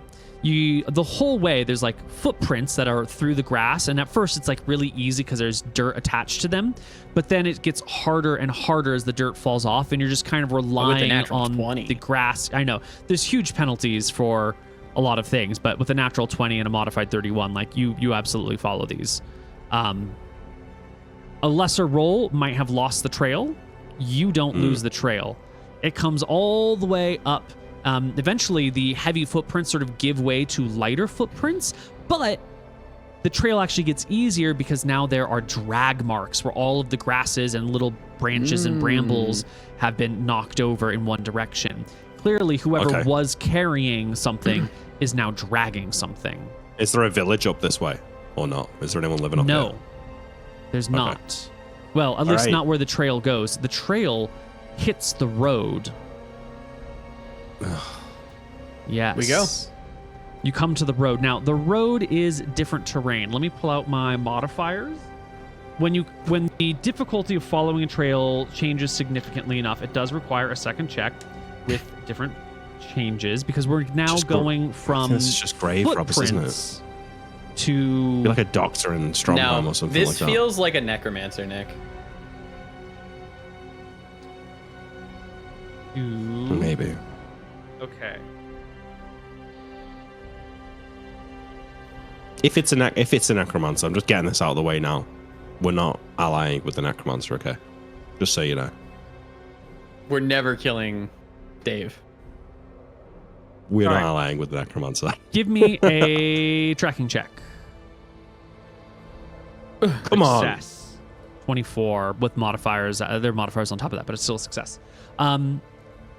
It's clear that this body was dragged into a cart pulled by horses or a horse and headed to the east. I think that we should go. Yeah, I think we should go as well. I don't know if we'll be able to find him, but we should go. All right. Before we go, I need to speak to Senex and Nigel and Twin Tower and We let don't them have know. time, man. No, We're gonna lose the trail. We need to get him. Oh, I'll tell Gregory. You go. No, you go back. You get your horse, and I'll keep going. Okay. You'll find me Yeah. on the road. Yeah, I will do that. I'll go back. I want to tell Senex and Nigel that we're pursuing a lead. We've got to leave town. Be vigilant. And I'll tell Twin Tower as well. Make sure he knows that he has to be keeping one eye on the town as well as one eye on the lady. And then I get Teresa and I head along the east road. Yes. Senex and Nigel will keep an eye on the town. Senex is in charge, by the way, just in case that wasn't clear. He's senior. Yeah. Yeah. Yeah. Of course, Nigel begins to moan loudly about like, well, I got the breastplate. I clearly got the better armor. I think I'm the better warrior of the two of us too. So I should be in charge. It's not, Nigel, now's not the time. It's not about who's the best warrior. It's about who's got the best connections in town. He's been here longer. Looks like a pussy, though. People are going to walk all over him. Senex can fight his own battles, so I will leave. You can catch up to Pigeon on the road. All right, good. I do. Damn, you're one ugly motherfucker, Luther. Anybody ever told me that? What the fuck do you mean? Look at the state of you, kid. Oh, and now explain how I get all the ladies then. That's one thing I can't explain. We'll keep going. All right. It's good to be back on the road. Getting bored, cooped up in that town. You follow the trail. You pass the village of Stillwater on your right. Yeah. You can see the people who have set up camp there are quite industrious, going around working on things. We didn't put them in Stillwater. They're not at Stillwater. I remember it's too far out. They're like a mile out of town. Oh well, then you pass them very, very quickly. They're like here or something. Sure. Blacksmith people. You pass them almost immediately, and they have watchmen, guards. Early, even now that it's it's morning, it's no longer early morning. Posted, keeping an eye out, watching over their small little abandoned village area. Wait. I mean, you carry on, Pigeon. I'm going to speak to. Yeah. Oh, fuck, they don't speak. There's no point. Can't speak to them. We just go. Yeah. You keep going. Yeah. All right. I'm going to roll a die here. If we pass any other villages though along the way that are in eyesight of the road, I'll go and speak to them. You absolutely will pass someone who's out in, what month is it, September? Somebody who is out in the fields right now taking a sampling of their corn, trying to see if it is dry enough to be harvested. Oh. You see anyone in a cart traveling down here in the last hour or two? No, sir. You're the first person on the road I've seen all day, but the day is young. You sure? Of course, my lord. Anyone would have been around here at night? He shrugs. Like anyone in the village that might have seen something if somebody went in the early hours? He shrugs. Unlikely. People tend to sleep at night, you know. Carry on. Yeah. And I get my horse, catch back up. maybe 10 miles down the road. You start passing people where if somebody had left in the middle of the night, they would have gone through this area in the morning. Day. Yeah. Yes, well, there we go then. And that's a good spot. You can go and talk to one of the locals here. I'm going to roll to see I do if the they've same routine. seen anything. There are 2 people in a field. Okay, I right up to them. You two. Yeah. You been in this field all morning? This field and that field all morning, sir. You see a cart go through here early hours. Yes, sir. Describe it. What did you see? Oh, open back cart, tarp over it, single pony pulling it, old woman sitting in front. She gave a friendly wave. Nice lady, seemingly. What kind of hair Gray did she hair. have? Okay, I get a description of Yeah. the horse and the woman on the cart Yeah, as best as they can. it's a black horse with a couple of white spots on it, and an old woman with gray hair who seemed pretty friendly and had gnarled hands. Should be easy to track down though. Sounds like a fucking witch. We're gonna get her ass, Nick. I don't know if we can fight a hag, but I we've got no can. choice but to try. All right, we keep going. Perfect. How's the weather been? It's been summer, so the weather's nice. So the road is in relatively good condition. You haven't had breakfast, either of you, but it also sounds like you're not stopping for rest. Like you're pursuing someone. I'm on the fucking trail finally. That's right. Yeah. Find someone you will. A cart, open-backed, pulled by a horse, black with white spots, has pulled off to the side of the road in an area where the ground is sort of flat. It's come to rest underneath the shade of a tree. It's now just a little bit afternoon. You spent half the day tracking this cart, hoping to catch I up to it. continue and I walk past, and then I'm gonna do a rogue move where I go sneak and then hopefully get in there. I say to Pigeon before we split up, like, you check the cart. I'm gonna go and speak to them. So I come off the road, Neil. Okay, so and ride Pigeon up is to the going to cart. go past them and circle around while you Yes. talk to them from the front and distract them. Yeah. Yeah, absolutely. I ride up to the front of the cart. Yeah. There's a young man sitting off in the shade of the tree off the back of the cart. He looks to be, I don't know, 20 years old or so. I look around. Is there I one see a pony woman. as I walk past? Just the one. Okay. The same black with white spots. Yeah, black horse, white And spots. I don't see a woman anywhere. Don't see a woman anywhere. That's fine. Right, I ride up to him. Oh there. He gets up You from all the right? shade. Sheriff! He gives you a polite bow. Good morning, Sheriff. Good afternoon, as it may be. How Afternoon. are you? I'm good. Yeah, you all right? Just taking a rest? Just taking a short rest. Yes, sir. Where you heading? I'm headed to Thornwood. Do I recognize this guy? Is he from Cauldron? Cauldron's not a large town, but there are enough people there that you might not recognize everyone. Give me a charisma check at like -5. Oh, natural 20. Modified 35. Well, actually, modified 30. You look up down at this person.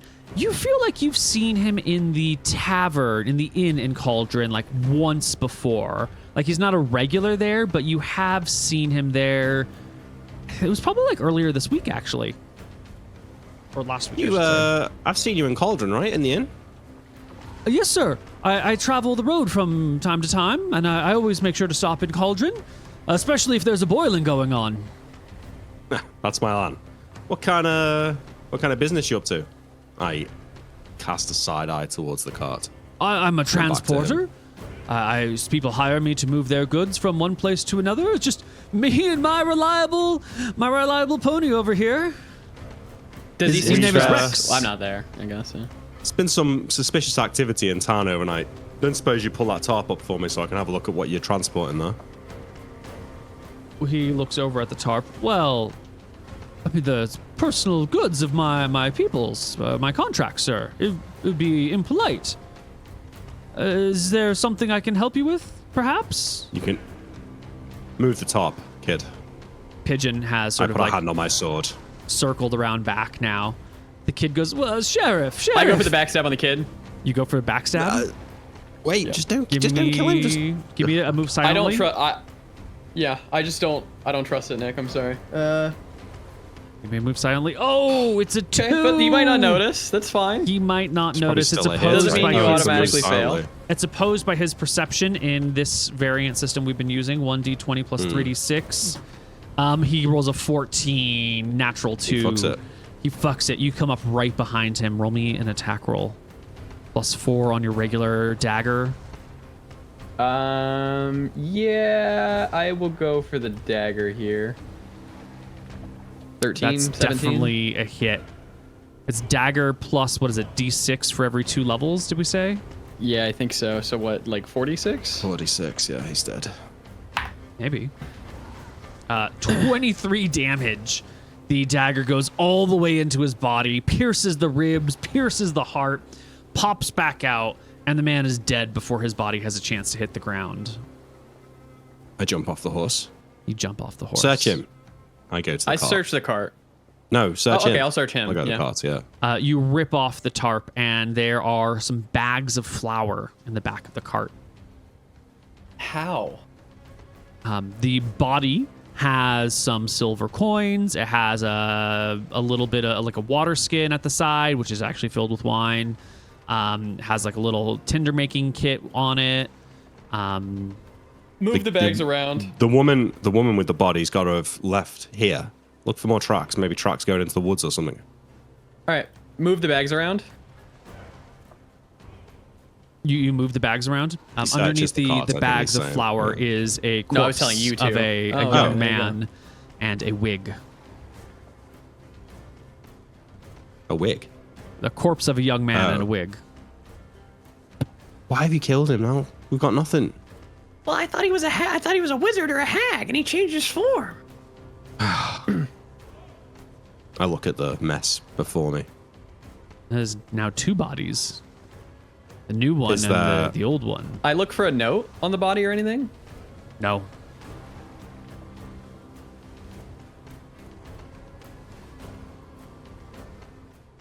I Bad search move, the cart. pigeon.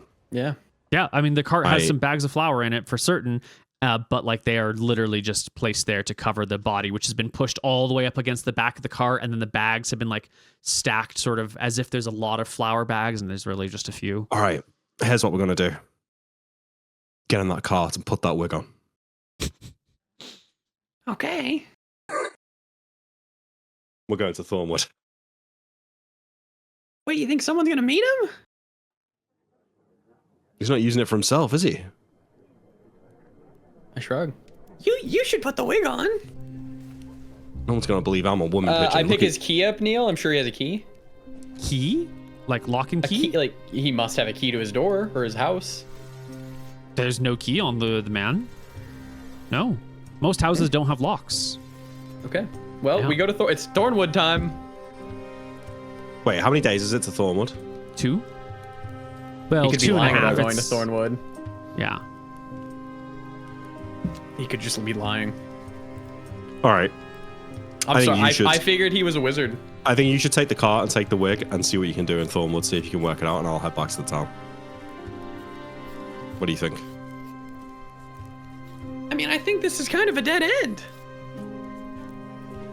I say we bring the cart back and see if anyone comes looking for him. Well, we've got a horse at least out of it, I suppose. All right, I Pony, pick up the but, kid's yeah. body, Neil, and take him to the river.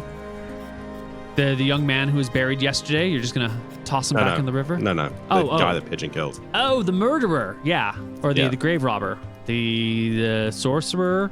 Who knows? I mean, 23 damage is so much that he could have had a lot of HP and still been overkilled.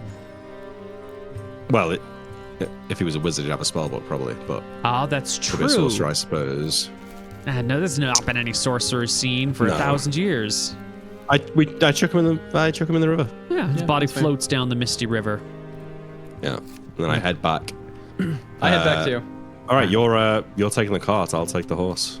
It'll take the rest of the day to get back to town. But you come back. What's your name, horse? I talked to the horse the whole way. No, you've got a horse now, right? A pony. Pony. Yeah, that's all Yeah, I right. got a pony now. Okay, I'm gonna name you. I'm gonna name you. You little pony.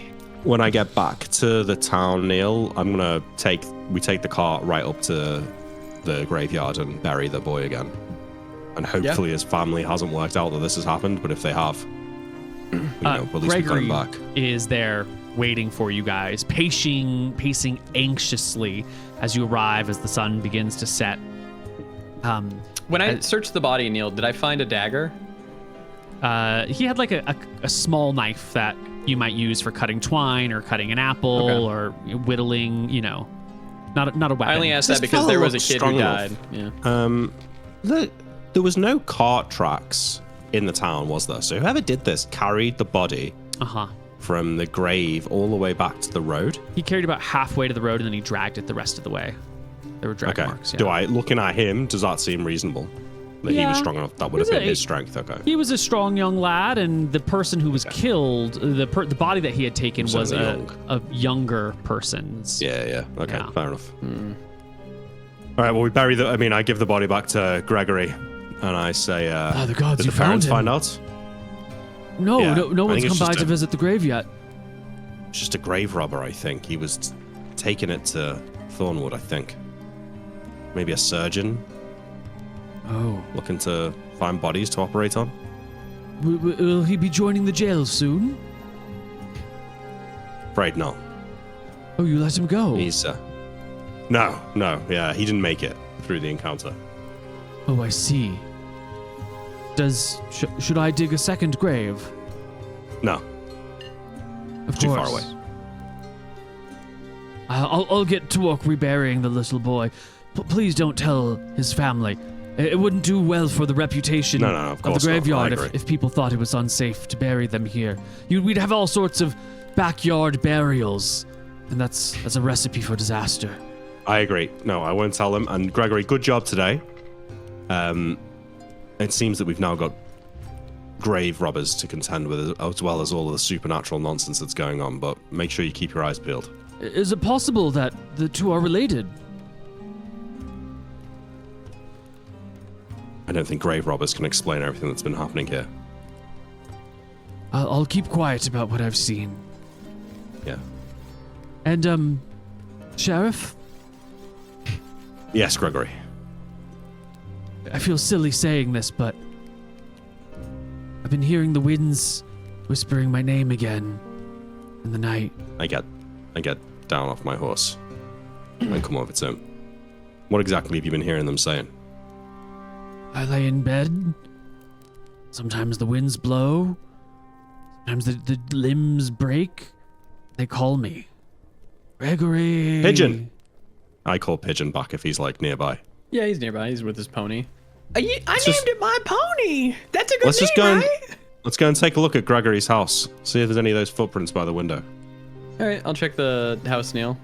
Nope. Gregory has planted a shrub by the window to try and, make it harder to stand by or something. All right, tonight let's stay there then. If he's starting to hear the words, let's stay there, and then we'll have him follow it this time.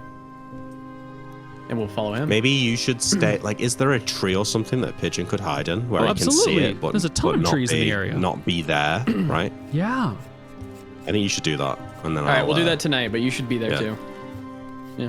The I both think of you what are I'll going do to- is, I'll keep watch nearby. I'll just hang out on the road, and if something happens, you can pull me up. In fact, no, I think it's better you just do it on your own, and if something happens, you come and get me, because whatever this is, it might be put off, but if it thinks it's being watched, right, I think you need to do it secretly, hide, Okay, sure, I'll try it. watch it from a place it maybe doesn't know. So where's Luther going to be?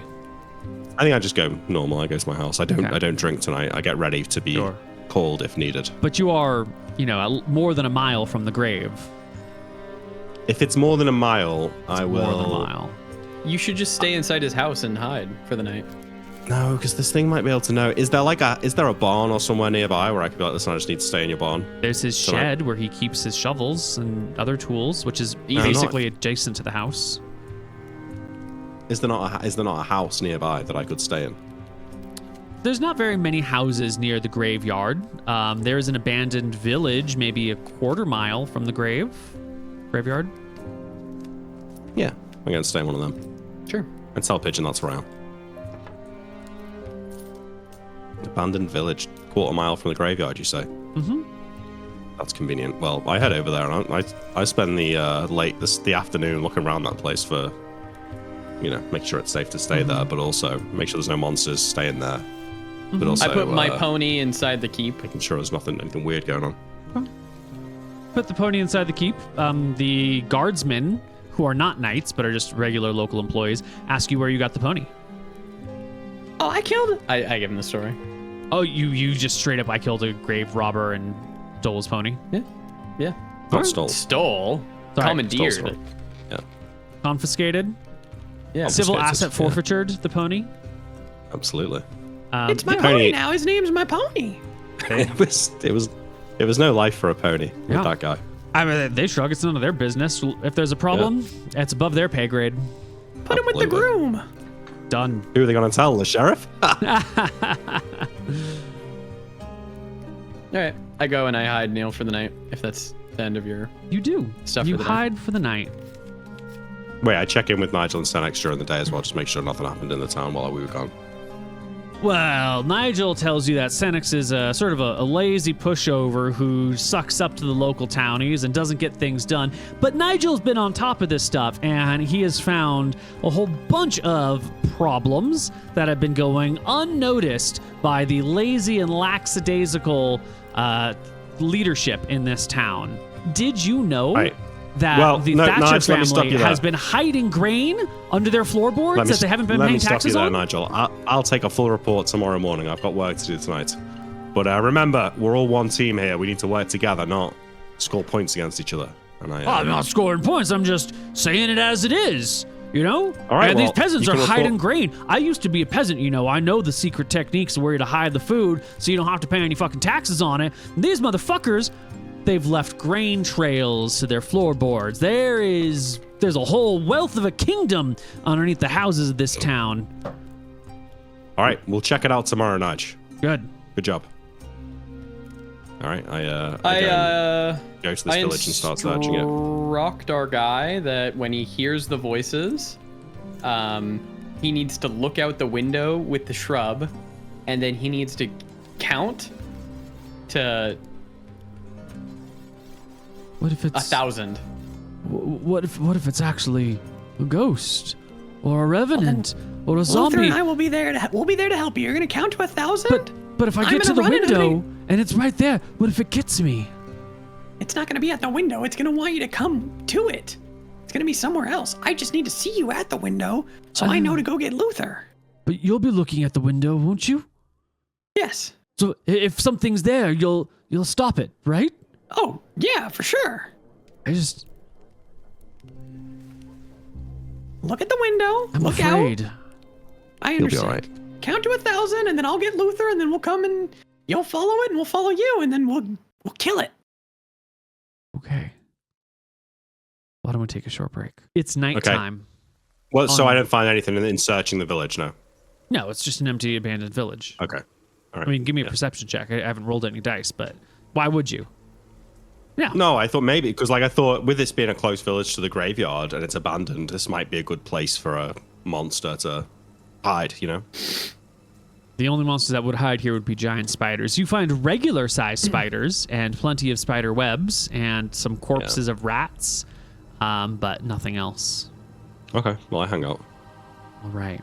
It's nighttime on September 1st in Cauldron near the Misty River. And in the summertime, in the night, is when the fog begins to roll in a little bit.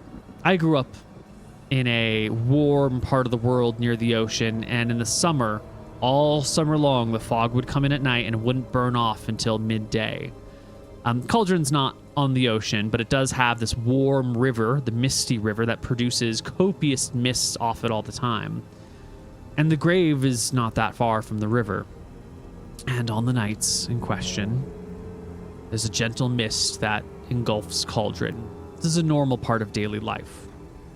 Pigeon, you found a tree. Now, we talked about a tree near the Gravekeeper's house before. It's not that far from it. You had thought maybe someone had climbed the tree, got out on a limb, jumped to the roof, and then got down That's that where way. I'm at now.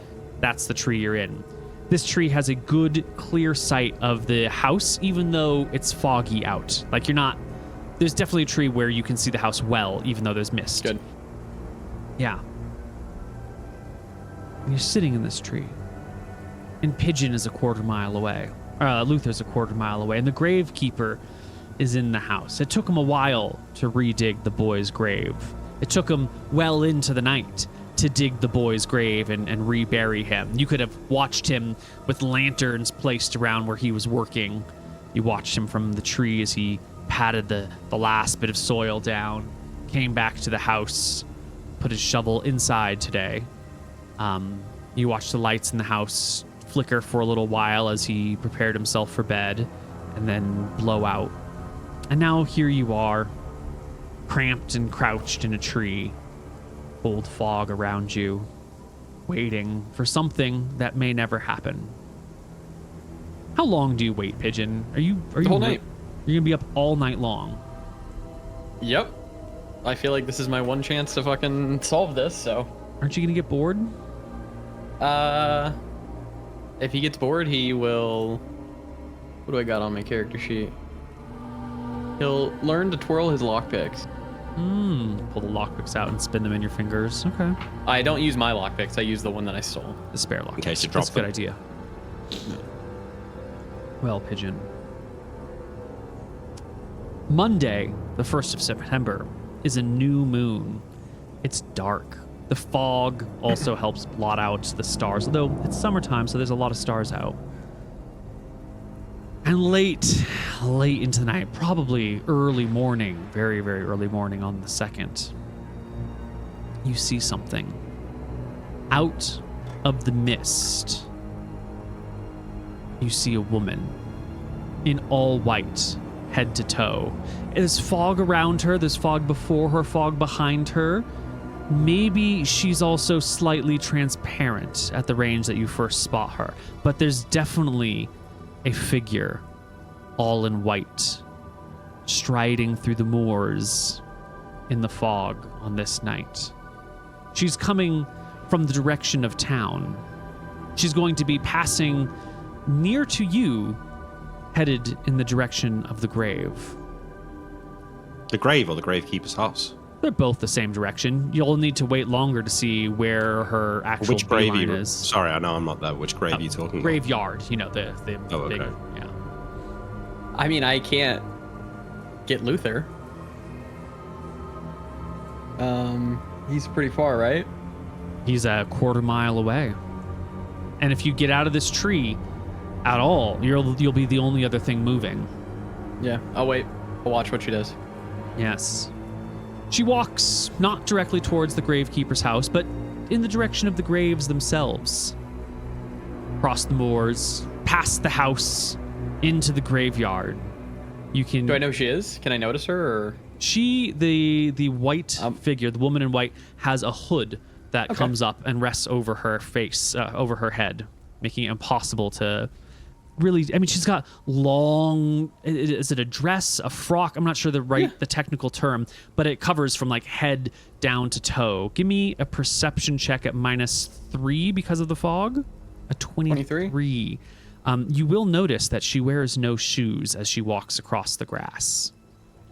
Okay, good to know. She passes the Gravekeeper's house, coming within 100 feet of it. You can see the head does turn in that direction for a little while as she passes it, but then refocuses on where she's going and walks through the fog towards the graveyard. At this point, the fog does begin to become a bit of a problem because the graveyard's vast. You know, it's not just 1 or 2 graves, it's thousands of graves. And with the fog and the new moon, you begin to lose sight of the woman in white. That's good. I will move silently down from the tree. Mm-hmm. I know which way she came. I would assume she's going to go back that way. I'm going to go get Luther. Okay. What's your move silently chance? I want to roll it in secret. Plus 15. I just rolled it, but you can roll it in secret. Okay. Excellent. You scamper out of the tree and pad across the moors to find Luther, a quarter mile away. Takes you 5 minutes. Luther, there's an apparition. Come on. It's a All lady right, in white. Let's go. Let's get going. I'm excited. All right. The two She of was you going Late? into the graveyard. Like a ghost? Yeah, oh yeah, for sure, man. Oh, shit. Okay. Maybe we can talk to her. It's not a banshee, is it? Are either No, of we would have heard it you crying. concerned about Yes. facing a ghost? Do either of you have No. magic weapons? Yeah, Yes. we've both got magic items. So. Oh, well then it should be fine, right? Yeah, I'm not probably. concerned about a ghost. I gotta protect my town. Brave. This is what I mean. Like, what are we doing if not doing something about this? You know? I don't know, going to get the warriors, going to get the help from the authorities. Implying you'd let it them. We are help the us. authorities, and I'm increasingly the strongest warrior in town. I mean, maybe apart from Twin Tower, but other than that, Should we do a sneak attack, Luther, or should we try to talk to her? I don't know. Can you sneak attack a ghost? I think we just go with our We should instinct. talk to her. All right. Yeah. Yeah. Okay. We go. You come back across the moors, the fog obscuring distance, obscuring anything that could be seen beyond. Let's see, fog, moderate. You can spot movement at 100 yards, a still creature at 50 yards, the type of creature at 25, the individual creature, like recognize who they are at 15 yards, and small details at 10 yards. So 100 yards is where you could see something moving in the fog. You get to the point where you can see the house, which is about 100 yards away from it. Around the house are some shrubs. There's a thatched roof. Little bits of water sort of drip down off things. Not that you can see it from here, but you have come to within, the range where you may wish to move with care. You don't I would see say we anything. move. I would I say can't. we move carefully. Yeah. Yeah, we go carefully. I'm not sneaking though, because I can't. Yeah, so no point in Waste my doing XP. movement silently because we don't want No. to lose XP. I will move separate to Pigeon though, I guess. If I you- will let Luther walk through the graveyard like kind of like a moron, and I'm gonna try and do I'm sneaking around trying to stay in cover of the trees. I don't I know think what that's the the graveyard's thing to do. like, but This is the point where we have to decide where we're going. There is the gravekeeper's house, which is on the west end of the graveyard, and then there's the graveyard, which sort of stretches for. graveyard that We're stretches. going to the graveyard. Okay, Yeah. Because that's where she was going. It sounded that's where like. she was going. Yeah. Yeah. And you're moving separately from each other. You have to be pretty far apart for Pigeon to be able to use his move silently.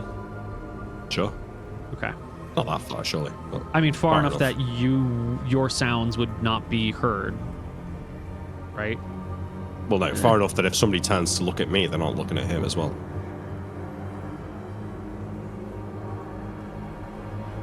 Yeah. Okay.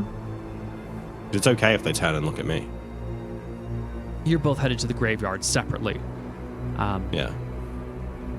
You proceed in to the yard. I think. No, I don't light a torch. Maybe I should. You probably should. Yeah, I light a torch, Neil. Take a moment. You kneel down. Spark flame. Your torch sputters to life. All right, I hold it. I've got my greatsword at my belt and my torch in my arm. Mm-hmm. You make your way through the graveyard, each of you separately, looking for disturbances, a lady in white, anything that might have shifted. I look specifically for footsteps without shoes. And keep your eyes on the ground. Did the footsteps that you observed in the other incidents, were they shoeless? Yes. Oh, shit. Can't be a ghost if it's digging up dead bodies, surely. Maybe they're friendly. They seem very friendly. So far, based on their actions. The This two is of you... Sinister's ghost, right? Or Lemon's ghost? It's got to be. The two of you walk through the graveyard. You'll spot each other. Pigeon, you'll definitely see the torch moving, and if you creep a little closer to it, you can see that it's Luther's torch. The graveyard itself is probably a little more than a square mile. Yeah. So it'll take you probably half an hour in the fog to properly search it, moving quietly, looking for details. You'll run into each other as you do so, you feel reasonably searched the graveyard. Maybe not every nook and corner, but, you've searched the graveyard proper. Guess we should go back to the house. Yeah, we'll go back to the house, I guess. Mm-hmm. You head back to the house. Now, the front door of the house faces the graveyard, not the town. And it's the back side of the house where that shrub has been planted, where the window that was whispered into. So do you... Split up, right, and go around either side of the house? I'll go around back, you guys around front. Oh. Do we hear anything as we approach? Like wailing or whatever? There's no wailing through the fog. Fog is a little bit insulating. It has like a nice cozy quality that sort of silences what's beyond, but also has this I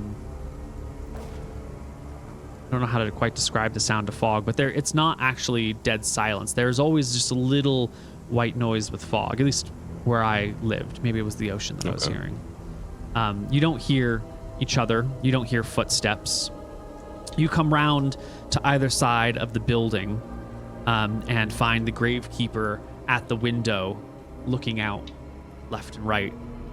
And then he sees Pigeon as Pigeon comes around and waves his hand out the window in Pigeon's direction. I go. You're here. You're here. I heard it again. Go follow it. Go follow it. Come on. It stopped. It stopped about 5 minutes ago.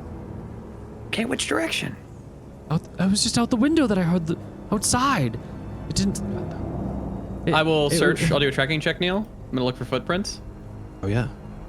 The best check you can manage. 30, natural 19. That's pretty good. Look upon the ground. That little shrub that has been planted seems to be wilting. Its branches sort of drooping and sad, the leaves ever so slightly shriveled, and the fresh twigs just a little flaccid. They age you when they attack you. On either side of the little shrub is a print. Barefoot. I'll try and follow it. It goes nowhere. It's just 1 foot on either side of where the shrub is. No leading or following tracks. Okay, I mean, it seems like they come here. So just try again tomorrow. I guess, yeah. What was it? Did you see anything? You saw it. Well, we saw fog. We're gonna try again tomorrow. It's not a big deal. He looks down at where you've been trying to track, and he sees the wilted bush and the prints on either side. Is it a real person? What was I think the so. voice? What was the voice saying? It was calling my name. It was telling me that I've been wrong. That I've been putting the bodies down in the earth when I should be bringing them up from the earth. Like the first time it said that? Normally when I hear the voices, I pull the pillow over my head and I try to hide from them. But the detective said I should go to the window and confront them. And so I could hear all the things. Did you see anything? By the time I got to the window, which was reasonably fast, I didn't see anything, but I heard the voice. And then it stopped mid-sentence. It just cut off immediately. Must have been me, maybe. Like it's disappeared. Let's see me coming. But it seems crazy that it can just disappear. Yeah. Could it have gone into the ground? That's what I'm thinking, yeah. Is there what's below here, Neil? Earth? I don't know. You mean like Is what's what we under the think. ground? Yeah, like is there potentially like tunnels or something under here? I'm gonna go into his house There's and then I'm nowhere gonna to know. dig up a floorboard. Is there a basement? Yeah, good idea. Well, he said that there wasn't a basement, but let's dig it up and see. You've opened a couple of his floorboards before when you were searching his house, when you found all those skulls in his chest. You can go and dig up a few more if you'd like. Yeah. Good idea, I think. You Maybe rip it's like up a hidden cellar or something. Gregory's house floorboards. There's dirt underneath them, but no staircase, no stones, no lumber, no passage, no building. Even if we dig down a little deeper below the initial surface, might be that it's a big not house, like. so it would take a long time to dig down in enough spots to be convinced of that. You wanna dig up his house? If it was like a thin tunnel, but if there was like, say, a separate underground building that's not connected to his house, but it would probably cover the space of the whole house. So anywhere that you dug deep enough, you might run into stone. But on the initial surface, it might not be directly connected to his house. Do you want to pick like one spot in the middle and just dig a 3-foot hole or something? Just pick one spot. I want to do it not just in the middle. I want to do it near the window. The window. The edge of the house. We could also just do it outside by the shrub. Yeah, well, let's do it at the shrub. Fuck it. All right. The three of you head out. Gregory brings his shovel as the most proficient digger. And sets to work, murmuring to himself in his small clothes, I don't like this. Fine, Gregory. I should never have started playing with the skulls. I just got so lonely. I should never. It's my fault. He looks at the two of you. It's my fault. I've cursed this town. You should boil me. No, I give him a smack. No. Come on, dig. He gets back to digging. He'll dig a 3-foot hole over a little while. Nothing but dirt and roots down here. Okay. Well, we'll have to come back tomorrow. Yeah, we'll come back tomorrow, I guess. Put the shrub back, Neil. You replace the shrub and everything. Yeah. Okay. And head into town a little bit before dawn breaks. Yeah. Wiped and exhausted. Just as the two of you are settling in, because the castle's closed for the night. Just as you're settling in, after you've fallen asleep in that very early, oh God, thank God I'm asleep. You hear a knocking at your door. And you hear the hacking sound of Nigel spitting up a loogie outside on your doorstep. Sheriff, we gotta talk about the peasants hiding money. Pigeon, they're not paying their taxes, Sheriff. I'll deal with him. I get up. Nigel. I'm telling you, buddy. They got all sorts of treasures down there, and we're gonna find it, and we're gonna tax the shit out of them. Let's go check it out. This is correct, Neil, that if you were hiding grain, that would be absolutely basically hiding taxes. Yeah. Yes. Okay, yeah. And you know who's doing it? Who? The boyfriend of the girl who went missing. The one who was found hanged. It's him that's been found with the grain. As we walk up to the house, I say, "This is the house?" Mm-hmm. Mm-hmm. And he has you come, look around the backside, and there's a handful of corn kernels, like 1 here, 2 here, 4 there, that sort of lead up near to the edge of the house, kind of near the cellar. And he points at there's some boards that run around the base of the house to kind of keep the rodents out from getting underneath. And he points to those and he goes, "Now right there, you pull that board back. I promise you, you're gonna find bags of grain." Right. I kneel down. I take out a dagger. I pry off the board. Yeah. As you do so, the board makes a little bit of noise. It comes away easily. And coming out from the house are its occupants. The boyfriend of the deceased, his parents. "Hey, Sheriff, what are you doing? Get your hands off my house!" they say as you pry the board back. And sure enough, there's a bag of corn in there. I pull it out from underneath and I turn to look at them.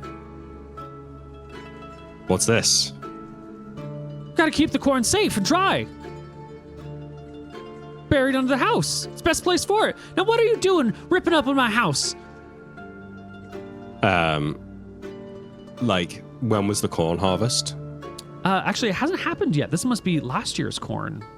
This must have been hiding for a while. I mean, Corn's not been harvested. Yeah, how long have you been keeping this under there? You should have declared this.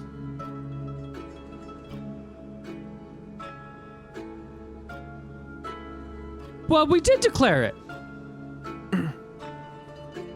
That's not true. All right, you get out here, pull everything out that you've got under there. No, this is not the time for hiding things and lying. This can go one of two ways. Sheriff, come on now. Life's hard. Let's you get always have everything to out keep in the open, something we can have hidden a on the chat. side, just in case there's a famine or a drought or an undead plague. We're in this together, all right? You can't be hiding stuff from the town. If everyone did that, we'd all starve. Come on, get out. Let's count it up. They begin to pull out 15 bags of That's grain. a lot of bags. Ooh, that's a lot. Okay, I can sort my... I gauge how serious of a crime is this. You have no idea. This is something that Lord Shacklebrook would normally handle. Yeah, remember, you're just a thief from the town. You're actually... Right. Up until now, you've just been winging judgments, but this is A bit more this is something technical, isn't Basil it? might need to work with. Oh, but he's dead. Well, we have the Basil's Master dead. of Coin. You do? Yeah, we've got what's his name, yeah. Yes, the long forgotten Master of Coin.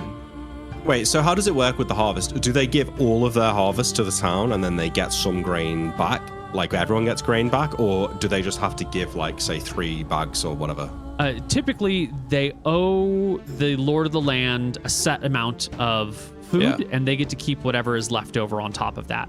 So if it's a good year, they do well. If it's a bad year, they may, if you don't even produce enough grain to pay what you owe your Lord, you got to go find that grain somewhere else. Okay. So the thing to do here is to check the records and see how much they declared and whether or not this lines up with the number that they paid tax on.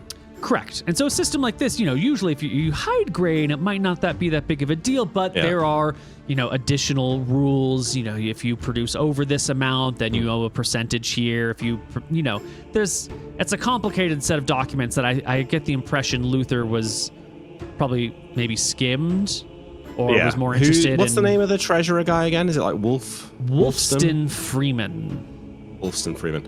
All right, Nigel, go to the keep. Get Wolfston Freeman, get him to bring the records and come down here.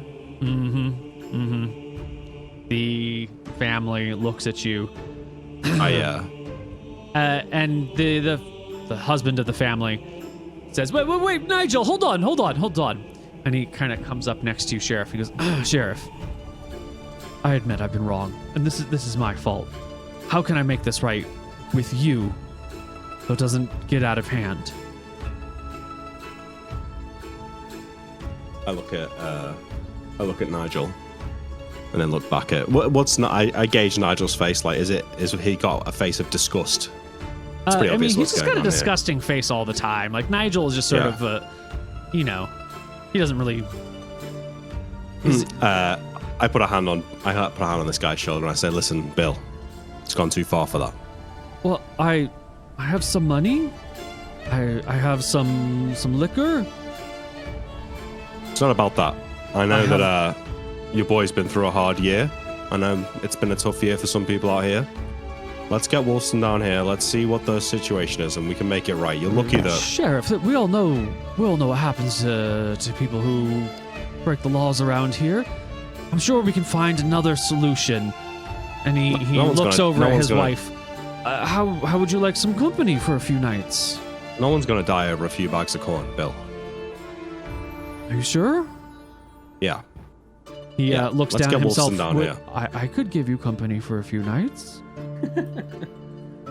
Stop it. If You're that's your embarrassing preference? yourself. You're embarrassing yourself. I won't hear it. No more of this talk. 10% of our profits for eternity. Why is he so... how much did you declare, Bill? What's Wolfson going to find in those records? Lord Shacklebrook's been giving everyone a buy on taxes for many years now. I'm sure we don't even know anything. I grab him, and put I grab both of his arms and I shake him a little bit. Bill, stop bullshitting me and tell me the truth. And then I sort of shove him back a little bit. How much did you declare? We didn't declare anything. Oh goodness. He's been giving. That's a boiling. There's been I call plenty of exemptions. We moved to town because there was free land and no taxes for a few years. I call Nigel back. All right. Come on, Sheriff. We've been good. I take. What's a reasonable tax? Like 15 bags that we would take like 3? Oh You no! should take them all. I mean, They didn't do anything. quite a lot. You know, you would normally produce hundreds of bags, and you know, this is. You'd have to get into the specifics of the size of his territory. You need to get some books out and a land map. Like I'm spitballing it though, so I'll take half then. you take half. That would be a generous offer. That'd be a very light punishment. That'd be a Generous. You should take all of his bags. Well, I don't want them to starve. Okay. But they'll be figured out. I'll take 10 bags. And like I start carrying them and I like sort of throw them over the side of the road. All right, then I say to the father, Nigel put them back kind under of there. comes over to you, pulls you aside, is like, Sheriff, they're hiding 15 bags here. They're hiding more somewhere else, buddy. I mean, come on. You think they're gonna put all their eggs in one basket? They're farmers. They got this whole place is probably hidden with check the rafters, check the thatch on the roof. I'd check underneath the All right. shed. I mean, this place is Good. probably loaded Nigel. with grain. Check it then. Oh, Wait, I will. I say, Bill, this guy, he might be funny looking, but he's got good eyes. Is he gonna find any more grain in this house? There might be something forgotten left sitting around somewhere. It's not impossible. Sheriff, please. We need to go and get everything now and bring it out here. I'm not gonna ask a third time. No one was gonna die for this, but now I don't like being messed around. You're making me look stupid in front of Nigel. Of course, Sheriff, of course. And the husband puts his arm around his wife and pulls his kid over and starts to walk back to the house, head low. The kid meaning the guy who's like 19, 20. Yeah. Hey, I call him over to me as I'm waiting for the dad. So the dad's "You got told me his you wanted arms to-" around them, and then he squeezes Yeah. them close in like a familial hug of tightness, and then the wife and the kid start to run down the street, and the husband turns towards you and tries to tackle you. He What makes the hell? an attack. Really? It's a 14. He at least grabs you. Give me an opposed strength check. That is shocking. He has to have at least 9 strength to be a farmer here. 1d20 plus 10. You roll a natural 1. I guess he gets you by surprise as the wife and child begin to run, and he tackles you to the ground. I shout to Nigel, "Stop them!" And then I wrestle the Nigel guy. pops back out. He looks left. He sees you being tackled. He looks right. He sees them running down the road. He comes over to your aid, raises his spear. 1d20 plus 4. Hits the guy in the back. 2d4 damage. 3 against 1d8 HP. 6 puts a spear through the shoulder of the man who's trying to tackle you and says, "Get the hell off the sheriff, you damn dirty peasant." To be fair to Nigel, this is good work that he's done here. Yeah. He's doing good. Yeah. The man screams in pain, and I think we should roll initiative between the three of you. Here's Nigel. 1d10 plus 5 for a spear? I can't remember. The man on top of you, he's just holding fast. He's not doing anything. He's just holding for dear life. You're a little slow. Nigel tries to use the butt of the spear to beat the man with. He doesn't want to kill him. He wants to talk to him. So +4 for being prone, -4 for He's already non-lethal. learned things that Pigeon's still working on. Yeah. He tries to, he beats the guy with the butt of the spear, but doesn't do any real damage. The man just holds tightly with you. You can pull out your Steel Team 6 steel dagger. I shout to Nigel, "Chase the wife and kid." Aye, I've got Captain, this. who says he'll run his next round. Yeah. Can I do non-lethal? -4? Yes, -4 to hit. The dagger, so I think you can still probably bash him with it. Yeah. Natural 1 again. It's a Jesus Christ. wriggle. It's a slip. It's an why awkward is that moment. percent? Pigeon sleeps comfortably in the house. Oh, that's Yeah. The man holds tight. Initiative. Initiative. I guess it doesn't really matter because Nigel runs He's not after doing the other it. people. He's got that breastplate on, and he's only got the 9 strength, so he's actually lightly encumbered. But he'll chase them down. I've rolled 2 attack rolls and 2 initiative rolls, and I've got 2 1s on the attack rolls and 2 10s on the initiatives. The worst rolls possible so far. Yeah, just unbelievable. Give me stuff. another attack roll. Let's just see how many rounds it takes you to beat this guy off. Be a peasant to beat this guy off. Yeah. Give me a 5. Aren't there modifiers to hit? But not enough, right? It's the -4 from non-lethal is cancelling out the +4 from level. Got it. So you just start like wrestling with this guy, trying to bash him with the dagger, and he just holds on to you, being like, "Yeah, Sheriff, you gotta let him go. You gotta let him go. It's my fault. It's my fault. I switched to doing wrestling. All right, give me an opposed strength check. This is gonna be 32. You let go of the dagger and just like twist him and roll him off of you, pinning him to the ground, or knocking him to the ground below you. You see Nigel running down the street yelling, "Stop those peasants! Stop them!" Is there any rope around, Neil? I mean, it's somewhere around, but you'd have to leave the guy to go get the rope. It's not within hand's reach. Yeah. Well, I mean, I hold him by his arms and get him to his feet and start going looking for some rope. He's not fighting me. not going willingly. He's fighting you. I mean, he's gonna get boiled, right? This is the last call. I don't know. Is this a boiling? I'm not sure. Maybe You it take is. the sheriff. Probably. That's fucking boiling. It is now. Yeah, it is now. It wasn't before though, I don't think. Right. He continues to wrestle with you. You can tell he's just trying to buy time for the others to escape. Yeah, I know. Running through the town. Okay. I'm gonna just see if any town members come and respond to Nigel's "Stop those peasants." Abso-fucking-lutely. As the peasants run past the innkeeper's out there, tossing out a bucket of wastewater from mopping the floors this morning. And with Nigel saying, "Stop those peasants," the innkeeper will swing a bucket at the wife's face. Should roll it here. 1d20. 7. Whoosh. It's a miss. She ducks underneath it and runs. The innkeeper will then throw the bucket after her. 4. It misses her entirely. Useless. Absolutely innkeeper. useless. Does anyone else in town? Another 1 and a 14. The halfling priest of Martha in town comes out. He's gonna get one, yeah. He stands in front of Nigel, his arms on either side. "Stop! Stop in the name of the gods! Let them go!"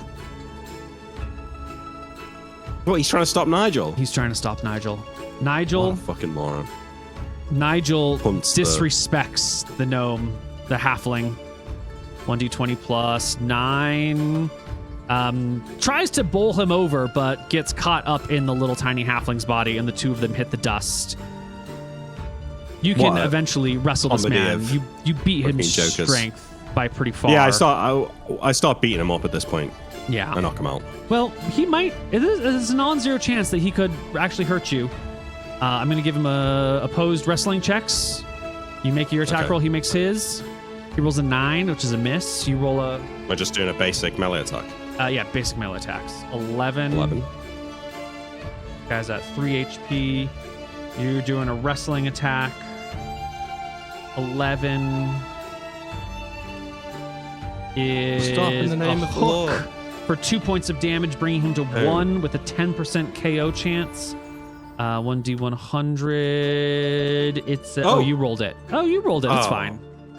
It's not a KO. Next round, he will once again try to wrestle the sheriff. It's a 19. That's a wild swing. It does 0 points of damage to you, but it has a 1% KO. Roll me a 1 on a D100, buddy.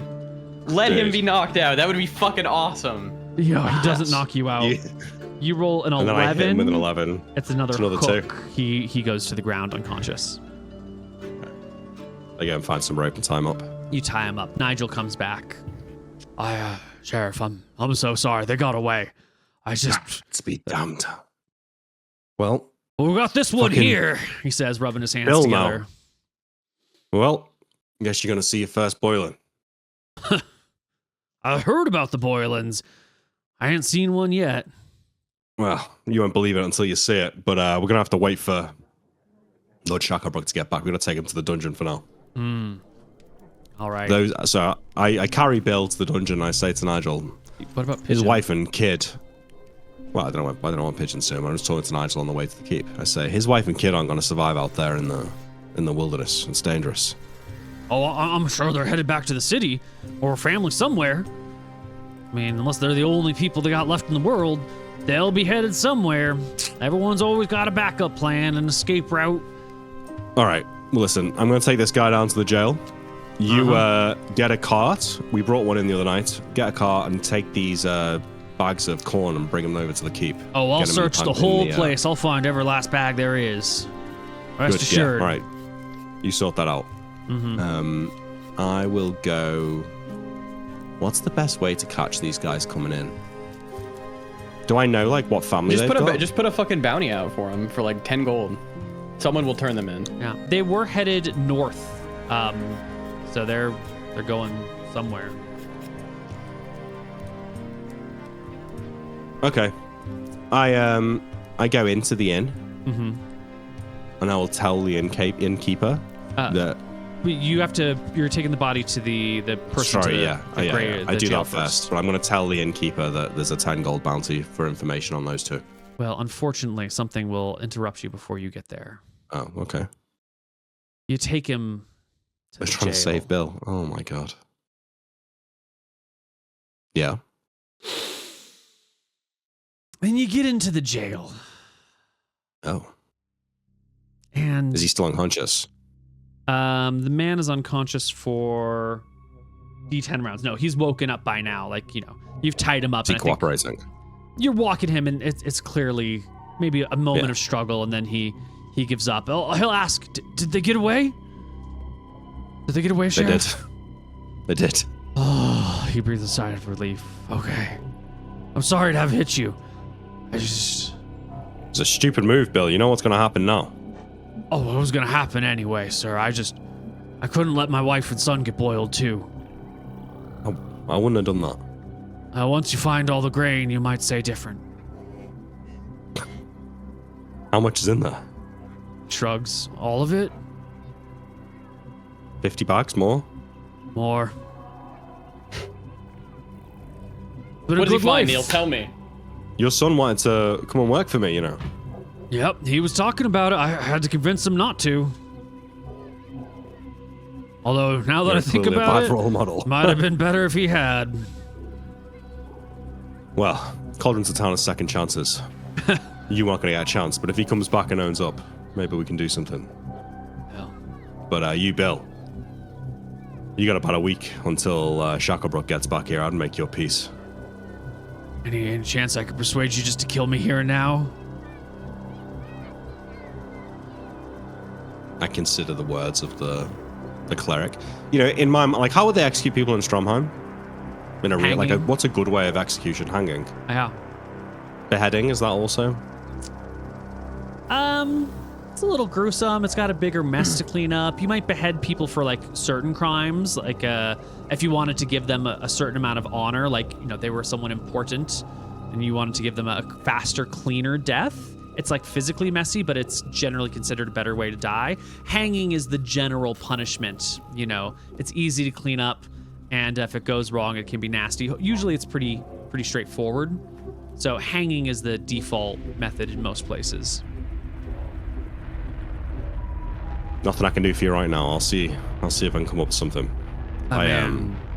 I leave him in the jail. I say to the No, blind jailer. That's not what happens. You get into the jail and you find the blind jailer.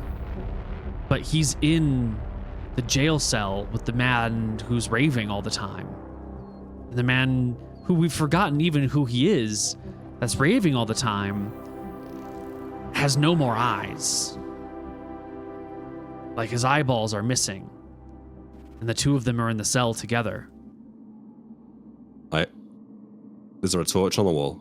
Have I got a torch? You've had to light a torch to even see down here. Yeah.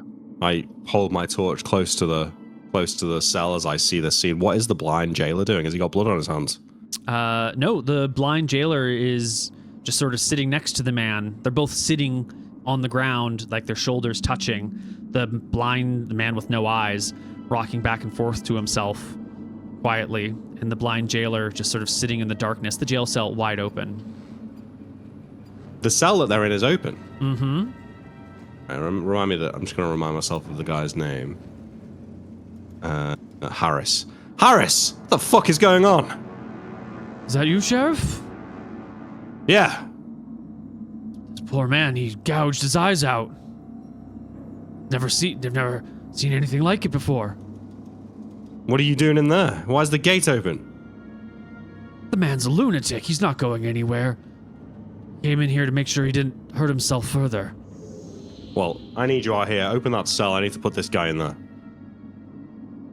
He gets up and starts to shuffle out. Bill says, "By the gods, what's happening in here?" Don't worry about it, Bill. Got bigger problems. I I throw Bill in the cell, and then I go back up to the guy who's gouged his own eyes out. Would you say Bill is afraid right now, Neil? I would say Bill is terrified. Good. I go over to the man who's gouged his eyes out. Mm-hmm. You said he's like sitting down, yeah? He's sitting down and sort of just rocking back and forth to himself gently. I kick him over. He sort of responds meekly and says, "Whatever you want, please, please, just no more, no more." What the hell? No more whispers. I can't take it. I can't take it. Right. All right, Harris, clean this up. I'm taking this one. I grab the lunatic man and drag him out of the cell. No, wait, no, don't take me out of here, please, please, please, please, don't take me out. She'll be mad. She'll be so angry. No, I have to stay. He like grabs onto bars. My God. It's the fucking ghost lady, man. Yeah, it's the ghost lady. No, I drag him out. Pull him away. You're gonna have to give me a really good opposed strength check. 1d20 plus 3d6 minus 2 because he's probably at your feet a little bit. Yeah, you yoink him out of the cells. All right, I take him to the infirmary. You take him to the infirmary. And then I get some rope and I tie him down to a bed or something. Yeah. Annabelle Redshield is in here presently treating one of the local people who's here in the morning because, she's a couple months pregnant and just coming in for a little checkup. She felt something weird, like an unusual amount of kicking. And Annabelle's like, no, the baby's fine. Yeah, it's probably just like the beans you were eating last night. It sometimes plays havoc with the digestive system. It's all okay. Your baby's going to be just fine there, ma'am. Why don't you? Oh, my God. What's happened to his eyes? Were the eyeballs in the cell? You didn't see them. You didn't say you were looking for them. Maybe they're nearby. Lady Redshield, this man's a prisoner. He seems to have mutilated himself. I need you to make sure he doesn't die. She turns to the pregnant woman. You should go. Come back tomorrow if you have more questions. I think this man needs my attentions now. And she turns to the man with no eyes. Who is he? He's, I think, a bandit from the West Road that we captured a while back. Oh my God. What, did you do this to him? Absolutely not. I think he did it to himself. I look at his hands. Are his hands bloody? Oh, yeah. His fingernails have been torn off or ripped off or peeled off. They're all just completely bare and sort of bloody and nasty. He's got little scrapes all over himself. He's got like little bite marks on his face and arms now that you've got him out in like some semblance of light that looks like rats or rodents have been chewing on him. We really fucked this guy over, man, because we forgot about him. He needed to be boiled months ago. Yeah. Yeah. My lady, make sure he survives, and take note if he whispers anything about a woman visiting him in his cell. Okay. Right, I head back down to the jail. Mm-hmm. You find Harris is in the jail. I look for the eyeballs. You find no eyeballs. They're gone. He's eating them, the fucking sick fuck. Okay. All right. Harris, next time this guy, he was saying something about a woman visiting him. You know what he's talking about? He said something about that before. You've got good ears. Well, there have been no women coming down here, sir. You ever hear any strange noises late at night? How late do you stay here? In the dungeons? It's always strange sounds. Nothing. You ever stay here overnight? I think so. I'm not exactly sure about the day-night cycle. I spend quite a bit of time down here. And you've never heard anything or seen anyone? A woman? Anything like that? I hear whispering Obviously. of the prisoners. I hear them chattering amongst themselves. Anything But- I should know? He's Anything that a might pertain half-hearted to shrug. some of the strange goings on? It's a prison cell, sir. No, there's no one getting in or getting out. Just All right. madmen in the darkness. Keep your ears open if you hear any Bill over there. He's in good mental health, so shouldn't be any strange whispers coming from him. You hear anything tonight, you make a note of it. Of course, my lady. Milady. Sir. I know you're blind, Harris, but that's taking the piss. Right, I'll leave him. Okay. I go and find Pigeon. I assume he's in here somewhere.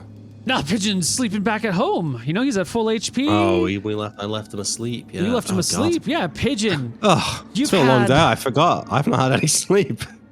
Yeah, you've been, half exhausted. Pigeon, you've just barely gotten like 3-4 hours of sleep as Luther comes and starts to rouse you, waking Oh, you up from your... bastard! What do you want?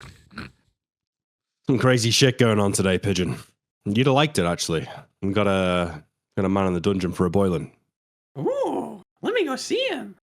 Yeah, well, we should go. There's some crazy shit. You remember that bandit, the guy that was been down there for a while? Oh yeah, I love that guy's down there. He's clawed his own eyes out. And when I tried to drag him out of his cell, he said, I can't leave, she won't like it. He's a crazy one. Let me go talk to him. Oh, well, I think Red We need Shield's to trying to keep parade him him alive. around town. We should,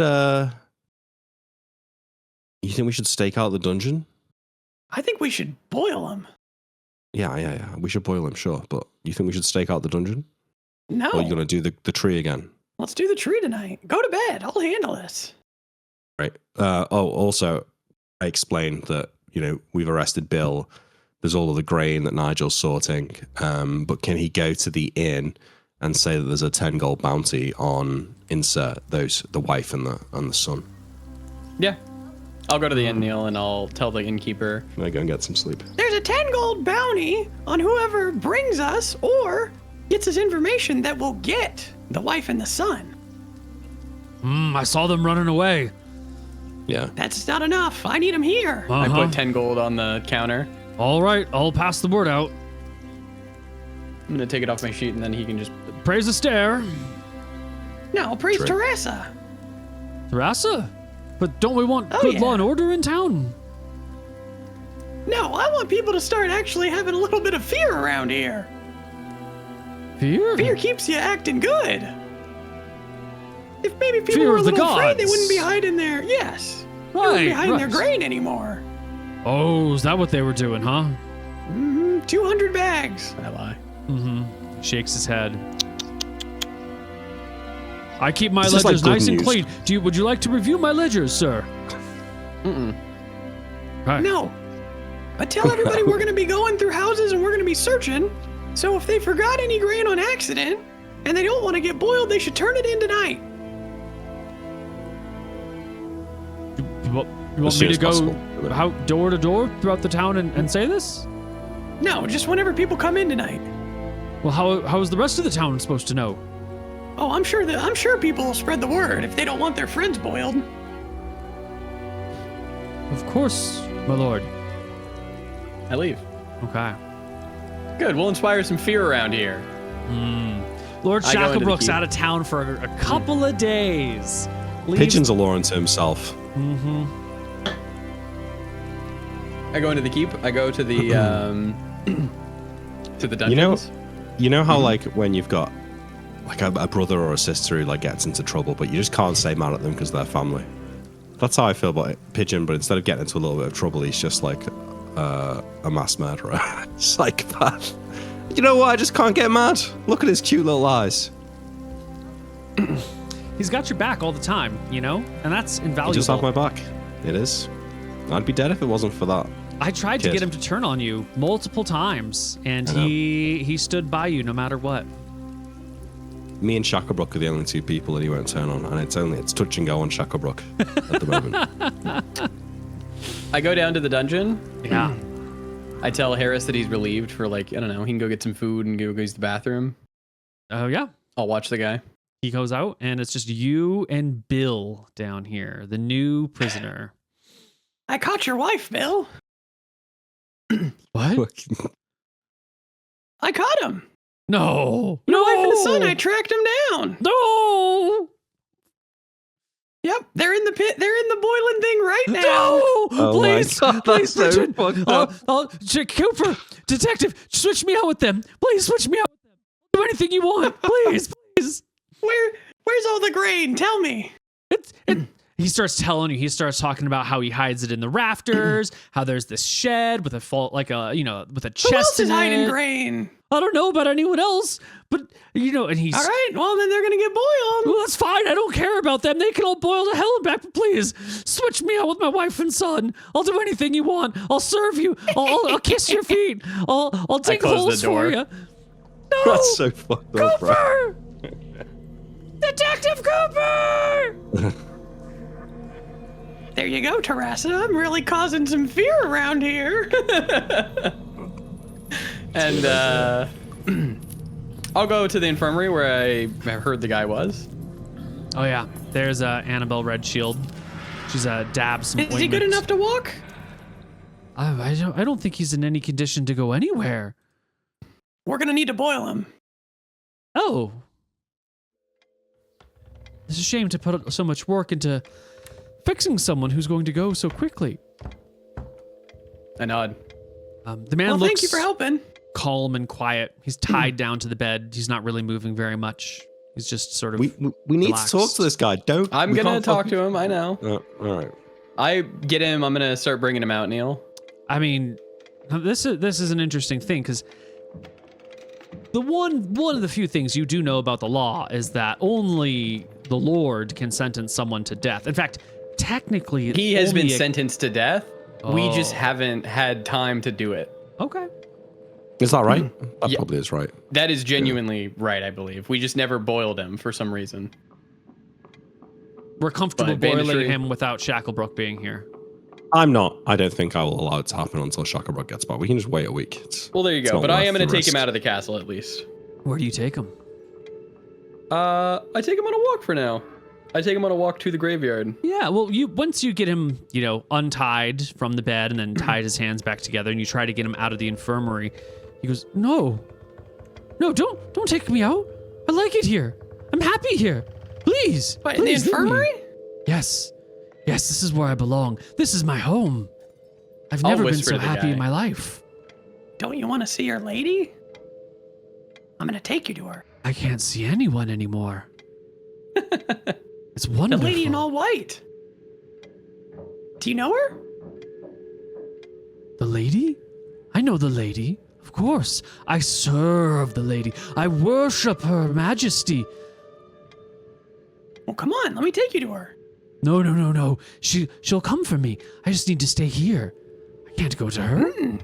No, she told me to bring you. You know her? Oh, yeah. I described the lady in white. Is that what she looks like? Mhm. I've never known. Oh, what a beautiful creature. She wants to meet you. Come on. Of course I'll serve her. Yes, let's go. This is, this is maybe a This is how whispered you work with conversation. crazy people. You just feed into them, yeah. It's maybe a whispered conversation between you and him in the infirmary because he's been trying to resist. Annabelle was over there like tidying up, and I don't know if she overheard this conversation or not, but she sort of looks at you as you're clearly trying to carouse him to go somewhere, and kind of walks over to you and says, "Well, he's still in this room. He's still my patient. Where are you taking him?" We're gonna take him to Luther. We have some questions for him. I really don't think he should be going anywhere. Is there any reason the sheriff can't come here? I'll whisper to her. He needs to be locked up. He's a crazy man. We need to do questions in either in the cells down below or in the sheriff's office. We accidentally left him down there too long. I'll say. Well, to the dungeons it is, I suppose. She looks at the man with sort of like a sad fondness, like a pity, like a poor guy. Yeah, I feel bad for the guy. I take him to Luther's. She thinks you're taking him to the dungeons. You just walk him out the front door. That's fine. Yeah, I walk him out the front door, but I was honest with her. I said either to the dungeons or to Luther's. Yes. Well, I'm at the house at the moment. Yes, which is near the jail. Yeah. You find I will parade Luther. this guy around town a little bit, Neil. Oh. I'm gonna walk him around, and I'm gonna take him to the graveyard and walk him there and ask him about the lady and what he knows and whatnot. And Pigeon will feed into all of his delusions, just to keep him talking. Yeah. Where are we going? Where does she live? She lives near the graveyard. Of course. Of course. That makes so much sense. Yeah, what has she been telling you? Wow. Oh, I could never betray her confidence. I am her most trusted and secret advisor. I would never, I would never betray but her. I work for the lady. She's been telling me to talk to you. Yes, but I work for her separately. I am her most valuable asset. I would never betray her confidence. I would rather die than betray her confidence. And you are just a neophyte. You know nothing. No, I don't. You're right. You're junior. All right. She wants me to leave you here. I'm gonna go now, okay? Where are we? We're at the Wispwood. Whispers Woods? Yeah. Of course. This is where we meet her. And I'll tie him to the tree. That's why the Whispers are here. You're actually in the graveyard though, right? Yes. Yeah, okay. You tie him to a tree in the graveyard. Yeah, and then I will... Gregory, the gravekeeper, sees this, because, it's his job to keep an eye on things. Give him a thumbs up. He walks over to you. No. I shoo him away before he comes over. I go. Okay. He puts his hands up and walks away. And then I'll make walking away sounds. I'll wait 20 minutes. Mm-hmm. And then I will move silently back. Mm-hmm. All right, plus 15. I'm gonna roll it in secret. Whoops, wrong die. Excellent. And then Pigeon will put on his best girly voice. Hello, my most loyal servant. He can't see, so. He can't see. Who goes there? You're not wanted here. Please leave immediately. Shh, it is me, your lady. You're I've been not waiting my for lady. You're nothing like my lady. No. Go away, madam. Go away. You're disturbing something great. You're in the way. Actually, madam, could you bring me a blanket? It's very, very hot. I need to shield myself from the blinding rays of the sun. They make it so I can't see anymore. That's the point, isn't it? That's why you pulled your eyes out for me. Ma'am, milady, you're... Get out of here.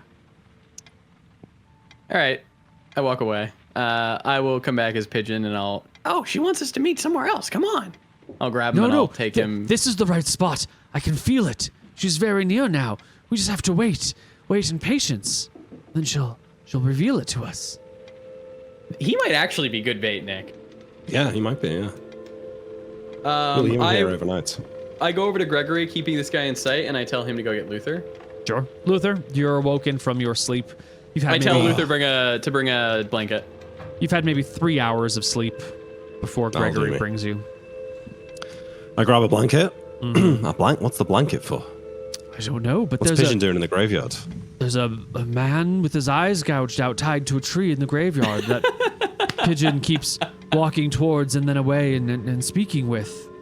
I don't know what's happening. It sounds confusing, but actually it makes perfect sense. Does it? It does, yeah. Gregory, when you take the night off, go and get a few drinks. We'll come and get you later. It's midday, sir. Yeah, I know. There's going to be some stuff going on at the graveyard, so you take the afternoon off. So, of course. Of course. Right. Good. Yeah. And he leaves. I go over to the graveyard. Some peasants want to talk to you on the way. They got a problem. Apparently, Apparently, get their grain out. I listen to it. well, there's rumors going around that people are going to be boiled for, for grain keeping, and they want to know, they've been allowed to keep a certain amount of grain, and what's going on? Are the rules changing? Where's Lord Shacklebrook saying about all of this stuff? As long as you declare everything, there's no problem. Well, we've declared everything, but what if there's been a mistake? What if someone else made a mistake somewhere? Surely we're not going to be, we have agreements in place. Yeah, no one's gonna get boiled for misreporting grain. As long as it's not, you've got 100 bags of the shit hidden under your floorboards, you should be just fine. Yeah, they seem nervous, but they accept your words and go about their business. I've created so much fear in this cauldron. Yeah, you have a cauldron of fear. Terasa would be pleased. She will send me a I think cleric. she would be. She will send you a cleric of fear. You should carve a symbol in the boiling. I'm going to. I've apparatus, been a because little I feel busy. like that is. It's almost like a temple to Terasa, It isn't is, it? actually, The boiling yeah. pit. Let's just hope Lord Shacklebrook wants a culture of fear in his village, in his town. That's my concern. I'll handle it. All They right. should fear Shacklebrook. They should fear him. Okay. He needs to rule with Iron Fist. I Things are walk too nice into around the. here. They are. I walk up to the scene. All right. I see the man with the eyes tied to the tree. I see Pigeon. Mm-hmm. I walk up to them.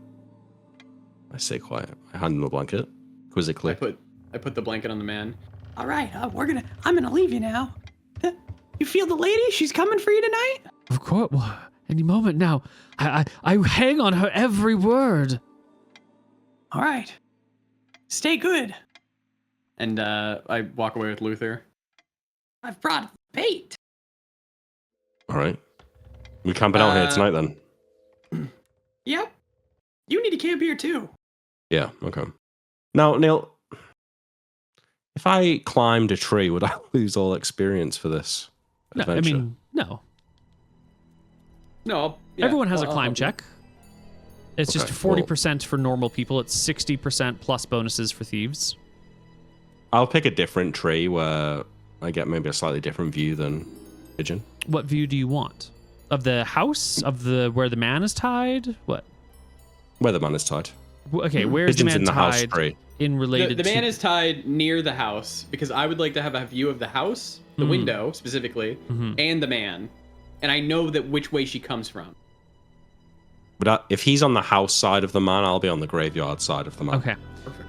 Let me just roll a D100. She's coming, Neil. Just roll it well. You said she was coming. She's coming, man. I got her guy and everything. Yes, that's good. What did you roll? I'm rolling 92. for how far Oh. away the next closest tree is, because this area is actually pretty open and grassy, so this is very far. There is the one tree that's like right next to the house that has the good view of the window, and then the next tree is far enough away that if it's foggy out, you won't be able to see the house. Okay, maybe what I'll do is then, why don't we have the gravekeeper stay at the inn tonight, and I'll stay in the gravekeeper's hut. Perfect. Yeah, so I'll do that, Neil. I go back to the inn. I give the gravekeeper, gold and say, like, I need to borrow your house for the night. You stay in the inn. Treat yourself. I'll come and get you in the morning. He does so. Yeah, and then I'm gonna sleep in his house. Well, not sleep. Well, yeah, sleep. I guess I'm pretty tired. Okay. Hopefully she wakes me up. Yeah, when you're back in town, Nigel finds you and he tells you that he's gathered up all the grain and what should he do with it, and people keep how much asking is him it? about... I would have told Nick, because I know he's going to town, I Yeah. would have told him all of the grain spots so he could tell Nigel if he missed any. Okay. Yeah. And then, what should I do with it? I keep getting people asking me about missing grain. They have things that they want to report and clear, but I'm being inundated with, loads of people. And you can see, like, the streets are kind of busy. People have left the fields, and they are kind of pulling things out of their house. And there's definitely a sense of, like, panic in town. Like, What's going on here? What's going on? Well, people have been hiding stuff, and they're gonna get boiled for it, right? Now Well, there's a rumor going around that The other guy, the detective, said anyone who's not reporting their grain's going to get boiled, and people are showing up and turning out. Who'da thunk? Put some boilins on the menu. People act right. All right, Nigel, get a who? Like, can you do numbers, Nigel? Of course. All right, you keep write people's names down. I write don't down any do grain. I don't do letters, sir. Does Senex do letters? I ain't got no writing tools either. Senex do letters? Senex. Nope. Is anyone in the town that is around Master here of that I Coin know does. of? Master Yeah. Plan. All right. Okay, Nigel. Here's what you're gonna do. Go to the keep, get a Wolfston, get him out here, and have. It doesn't have to be tonight. You can let people know they've got this week to do it. Any declarations of grain that has gone undeclared, make a note of it. Wolfston will know what to do. I haven't got time to worry about this right now. I need you, Nigel, to handle this for me. All right? Of course. I've not met anyone in the keep. How will they know that I will speak for you? Okay. I go Yeah. into my office and write him a letter. Okay. Done. That basically just says, we found some hidden grain. We're having a drive to get anything that's undeclared declared and get the proper taxes paid. People are coming to the sheriff's office to declare. We need Wolfston there to keep record. All right. By the time you make it back to the graveyard where Pigeon is, Yes. coming up, galloping on a horseback towards you is Kelsabin Twin Towers. Oh, what now? I say under my breath. Twin Tower. Where's Lady Redshield? I left her back in the keep. What in the name of all the gods have the two of you been up to? The hell is going on? Blind men being dragged from the gates? People getting boiled? People getting beaten in the streets? The town's practically in riot. What the hell have you been doing? People are overreacting. We found a family that hid 200 bags of corn in their house and hadn't paid any taxes, hadn't declared any of it. I realize now this is a bigger problem than we thought. So Wolfston is going to set up shop at the sheriff's office for the next few days. Everyone's going to come declare all their grain. We're going to make sure that we get all the proper taxes paid. People are stealing from Shacklebrook. We can't be having that. There's The guy all with the sorts eyes, of this nonsense is a going step. on, and here we have the two of you trying to dispense the Lord's justice on your own time. I'm not dispensing Threatening any justice. people with boiling, telling peasants they're going to get killed, telling people to stop what they're doing and immediately go around. There's practically a riot in the streets. Have you seen what you've done? Have you? I say to Pigeon. I shake my need the head. two of you to get back in that town, tell everyone there's been a misunderstanding, that there's nothing to worry about, and that nothing's changed, and that whatever's Twin been Tower, we going on can't. is just this one. You had better. There is a ghost. I say. Well, how away long from is the it guy. until sundown? How long is it till sundown? 6 hours? Oh. I'll go and do that. Pigeon, I hope there's a lesson learned here. Lord Shacklebrook will be coming back any day now, and if the town's alright. in You don't need riot, to lecture and me, if talk I to the definitely kids. do need to lecture you. The fuck is happening? This Yeah, is you're supposed my to be a boss, Luther. How civilized did you- place. How did you fuck this up? Fuck's sake. We're trying to convince people that this is a good place to be. Tell the kid. I don't want to hear it. Is this your doing, Cooper? I will. Yeah. Cooper! This is not your personal fiefdom. You're the detective. You're not the Lord. You need to get your shit People were together. hiding stuff from him. Screw your head on right. How about you go to the tavern and you go screw, what's her name? Crystal. He grabs his arming sword and whips it out on his horse. Cooper, you little piece of shit. If this town falls to pieces because of you, I will have your head. Gods know I can take it and walk away unscathed. Now get your shit on, get back in town, and put this shit back in order. Oh, Luther's gonna handle the town. Well, I have to stay here because I give him the spiel if he'll stand to listen.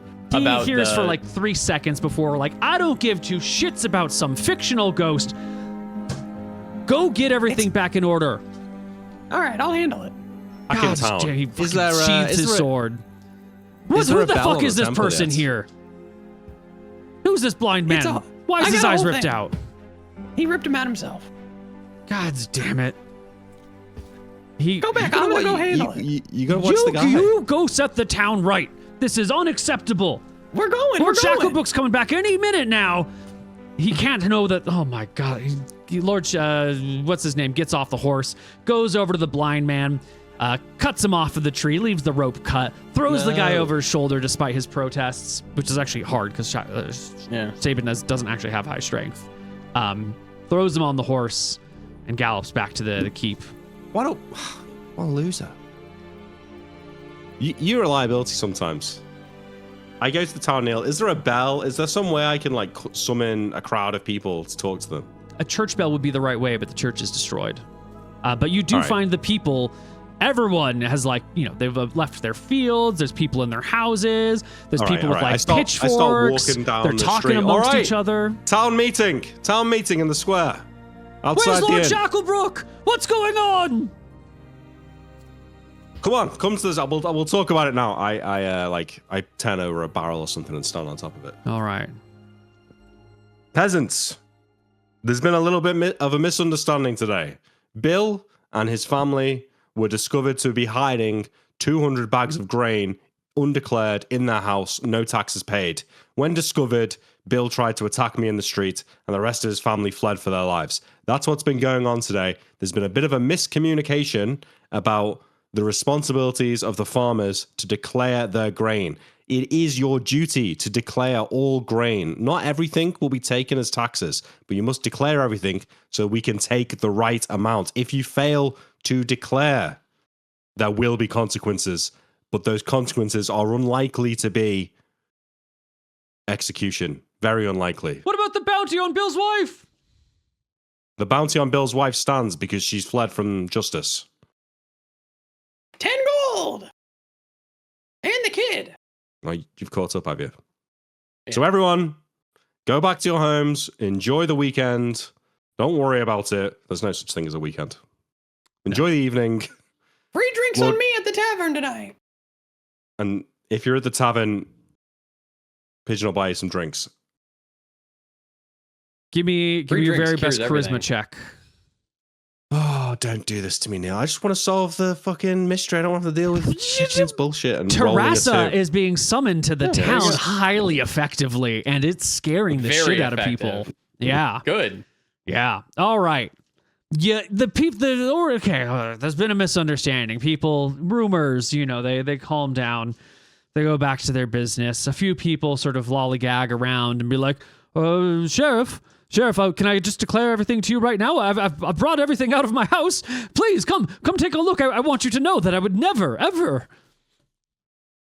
All right, I'll come and look. Yeah. Yeah. You spend the rest of the day being I do not. inundated. I go back to Bill's. Oh, sure. You can do whatever you want. Yeah. But the And I camp sheriff out. has to do the rest of this bullshit. No, not the Bills. You go to the Gravedigger, right? The Gravediggers, yeah. Yeah. And I Yeah. camp his window. I deal with the bullshit fuming at Pigeon here because this is Mhm. just another own goal for no Mhm. reason. Oh, okay. I know he's got some corrupted reasons of what he's doing, but realistically, they're not helping in our situation. I mean, he might have bigger you're gonna plans. You're gonna be so excited when that cleric shows up. But from my point of view, this Yeah, is just for sure. needless nonsense. Right. But if you want to make an omelet, you got to break a few eggs. Gotta break True. a few, and I broke a few. In a way, we spread the terror, and now we've calmed it. Maybe that's enough to still appeal to Terrassa, which I guess is a thing that we're doing. Pigeon, I eventually head back to the Gravedigger's house. you've barely slept. Are you gonna both of you pull another all nighter here? I'm sleeping. Yeah, in the I'll house. take penalties, Neil. It is sleep in a the foggy, quiet night. No ghosts appear. Okay. Well, that's the way it is. I sleep. All right. I The go next home. day is Wednesday. You've both been without appreciable sleep for a while Take now. the day off. I'll take the day off. You try to take the day off, but Well, no, hang on. I sleep in the Gravedigger. I'm all right. I sleep the night. Oh, that's genius. Oh, that's right. Okay. Yeah, I'll you- go sleep in there too. Fuck it. Well, you were watching from Wait, the. you're watching. You were watching for the No, I was ghosts. watching. Yeah. But during the day. Okay. Yeah. Wednesday the 3rd. Yeah. Pigeon is sleeping during the day. Luther, you're inundated with more, fallout of people wanting you to check this personally, and Wolfston Freeman coming around being like, I've got conflicting orders. Who's this man of yours? I haven't even been introduced. It's just a day of like. I spend the day tidying. dealing with it. Yeah. Okay. Can you roll me a D100 today, please? Just for Is there a chance that this does result in some extra taxes hopefully being paid? Possibly. Yeah. Oh. Okay, it's other than that, there's nothing big happening today. As we've discussed earlier, Shacklebrook has been giving people a very large buy on taxes, mostly tax-free, in order to encourage people to come and settle these lands. Most peasants haven't paid taxes in years because that's how he's trying to get people to come out to this. Wait, so cursed did Bill place. do anything wrong then? Well, that remains to be seen. If he wasn't doing something wrong, why would he have attacked you, right? Wouldn't he have just been, this is how things are supposed to be? I don't know. Yeah, I mean, it seems like that, but you're kind of saying now that no one's been paying taxes. Yeah, we've talked about that before. People haven't been paying taxes, but your new man doesn't know anything, and he sees grain being hidden. And if you're hiding something, you're probably doing something wrong, right? That's my metric for if I'm acting in good faith. Should you not have mentioned that these people don't have to pay tax when we were having that conversation? Because I asked you, I was like, is this a bad thing? And you were like, definitely. Yeah, well, he's hiding. He is hiding things. That is definitely a bad thing. Sure, but it's not bad if you're hiding things that you don't owe. Like if you don't owe True, taxes true. at all. Right. So it's all a big, huge clusterfuck. And when you finally do get to talk to Wolfston Freeman, he does, when it's all finally being settled and calmed down, and you can go through the ledgers of who's been here for how long and what they owe and what property they have. This guy's got a house near the center of town, which means he's been here a long time. He's been here long enough that he does indeed need to be paying taxes. It's like your first 5 years go tax-free. Okay. This guy's on his 7th year, and the records have been a little bit spotty. Keeping records is kind of a hard thing. You don't always have a nice, you do sort of have a list of houses, but he was listed as doing, what was it? As what's the word for animal husbandry, not grain harvesting. And there just hasn't been the manpower to actually check up on. Everyone's sort of self-reporting what they do. So he's reported, losses with his chickens, but he's been giving some chickens and eggs to the keep. And so he was getting a pass. And here he's got all of this grain, which clearly he's been selling somewhere and then buying chicken and eggs and giving them to you for taxes and clearly getting away with all sorts of stuff. He definitely was in the wrong, this man. But Okay. the rest of the town, I shouldn't say the rest, but much of the rest of the town is still in their 5 years of tax write-offs. Okay, Good. then that's the message that I communicate to people when I speak to them. Okay. You get 5 years tax-free. After Yeah. that, make sure you start paying and declaring, because otherwise Right. you don't end up like Bill. Okay. So I fight fires on this for, however long it takes. Mm-hmm. That day when I wake up, Neil, I'm going to go over to the boiling pit Mm-hmm. and I'm going to carve Terrassa's sigil onto either the place where they're at or On the inside of the cage where you sit to get boiled, That's or good. on the outside of the pivot on point? the outside, Neil, so everybody can see it. Got it. People see the symbol and they're like, "Oh fuck, I don't want to do that." Yeah. Carve Terrassa's symbol into there. Excellent. Wednesday, the 3rd of September, which is today, things are beginning to quiet down again. The two of you get a messenger from the keep. It's Sybil. She's asked the two of you to come to dinner in the keep. Lady Redshield would like to try and host a dinner to patch things up between you and Sabin Twin Towers, who is Twin Towers, fuming. suck my dick. You won't have any friends left. You carry on like that, Pigeon. We're going, and you're going to say sorry. I'm not saying sorry to anyone. You are fucking saying sorry. You say sorry to me as well, because the last 3 days I've been up and down like a blue-ass fucking fly. You don't know. You don't want to hear what I'm working on here. What are you working on other than causing me trouble? Well, here's what I'm working on. I'm trying to get us a cleric, man. You don't know what I had to do in the Wisp Wood By with that little terrorizing gnome. peasants? I don't want to. I give him the spiel until you shush him. But basically, Pigeon tells you that he terrorized that gnome, and then he did it in Taras's name in order to get the cleric here. For all I know, you carved this fucking guy's eyes out. You're a lunatic, Pigeon. You need to fucking rein it in, okay? I'm gonna get us a cleric, and then you're gonna feel like an idiot. The kind of cleric that you summon by torturing people is probably not the kind of cleric that we want here, is it? What would Shacklebrook say? I shrug. Shacklebrook needs to rule with a more iron fist.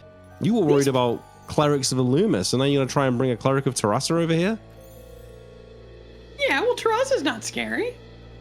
There's enough fear in this world already without you contributing to it. I'm not scared of her. You're People going to should say be scared sorry. of us. You're going to say sorry to Twin Tower. Oh, I'll say it, but I'm gonna cross my fingers. I'll let him see you, though. He'll go like this. I'm sorry. Say it again, but uncross them. I'm sorry. Yeah. You come to the keep for a kiss and make up dinner that Lady Redshield is trying to host. It's just the four of you. There's some nice mutton being served. She's had a sheep slaughtered just for this occasion, so that there'll be some good garlic, Neil? food. Extra rare. You know, no garlic, actually. Onions and potatoes are with the sheep. I don't know when garlic harvesting season is, but it's probably not September, maybe. Garlic harvesting season, not in India, Google. That's not what I need. Yeah, well, garlic's dry. It lasts all year. Peaks in late spring through midsummer. Oh, so there's plenty of garlic around, but just not on the plate tonight. None at the plate. Who would have thought it is Who common. has garlic with every fucking meal? This is No, but Italians. with lamb though, it is true. Like what you do is like you stab a hole in it and then you shove cloves of garlic in the lamb when you roast it, and then it permeates. That's like a really common thing. Do you guys like garlic? You're This would be great. No, I come in like, when I come in, Neil. I go immediately over to Twin Tower. He's walking around in his armor, strutting back and forth, sort of seeming in a fume. Give me a perception check as you walk up to Twin Tower. Natural one. Cool. Keep going. I walk up to him. Saban, can I have a word? Oh, let's have words, all right. Listen, I'm as angry as you as to what Pigeon pulled off the other day. I've already given him, some harsh words, but I think he needs to hear it from you. You need to make sure that he apologizes to you. The kid needs it. He's fucked in the head. This is unacceptable. You know what sort of danger could happen? You ever seen a peasant revolt? That shit's nasty. The only way to put it down is to hack them to bits. We can't have more dead peasants on our hands. I agree, totally. Thank God you're here for this, providing your wisdom. They were outside the keep with bags of grain in large numbers. And peasants gathering outside the keep in large numbers with bags of grain is just one step from them outside the keep with pitchforks, which is one step away from dead peasants. He's naive. I don't know what to say. What's wrong with him? I don't know. He's a law unto himself. He doesn't listen. Well, he's had a fucked up life. He's your deputy. You got to set that guy straight. I will. But I think, a man like you, he's my family. He doesn't always listen to me. But I think you need to give him what for. Oh, I will. I will. He looks across the room at Pigeon, who's talking to Annabelle about garlic. And Annabelle's like, I just don't like it. I'm allergic. He shrugs. It's never appealed to me. Oh, really? Oh, I really like garlic.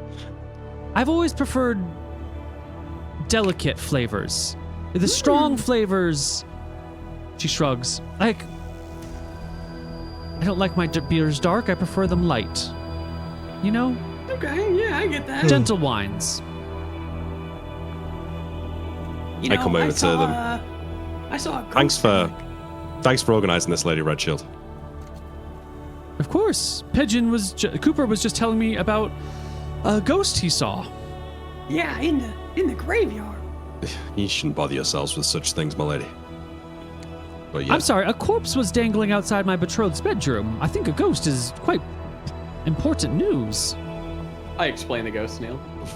Fill your boots. A woman in white walking through the fog? Yeah, no shoes. What did she want? I didn't get to see her. Or I didn't get to, talk to her. She sits outside the gravekeeper's house and whispers to him like a weirdo.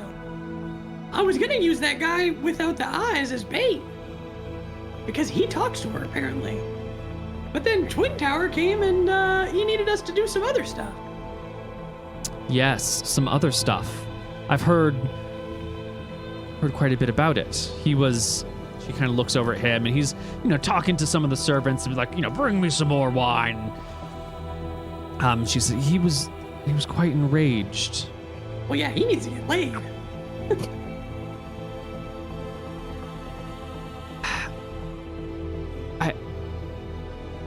It's fine.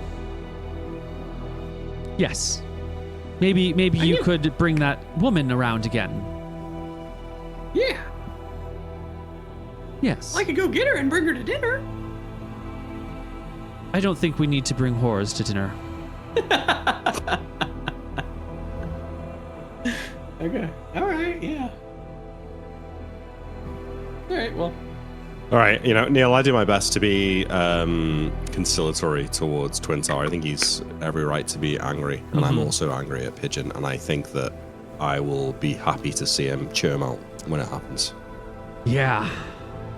He does begin to lay into Pigeon, and then Lady Redshield tries to stop him and redirect the conversation, and we're here to make peace. Everyone make peace. Sabin is in charge. He is the Knight of the Realm. He's the I may be the fiancé, but that holds no official position. Coop, do you have something to say to Sabin? Yeah, I'm sorry that Luther didn't train me good. Cooper? Well, he told me to go and handle it, and I tried my best, but Luther, he didn't teach me how to do nothing good. She does look at Luther for this. Perhaps, he knows Sheriff, how I am, and he still asks me to do stuff. Perhaps, Sheriff, we should be delegating things appropriately. Cooper has his great and wonderful uses, what we all know. We've relied on his skills many a time, but social things are maybe not his strong suit. Of course. My wisdom failed me, my lady. I do apologize to both of you. Pigeon smiles at Luther. He's gonna get his ass beat later.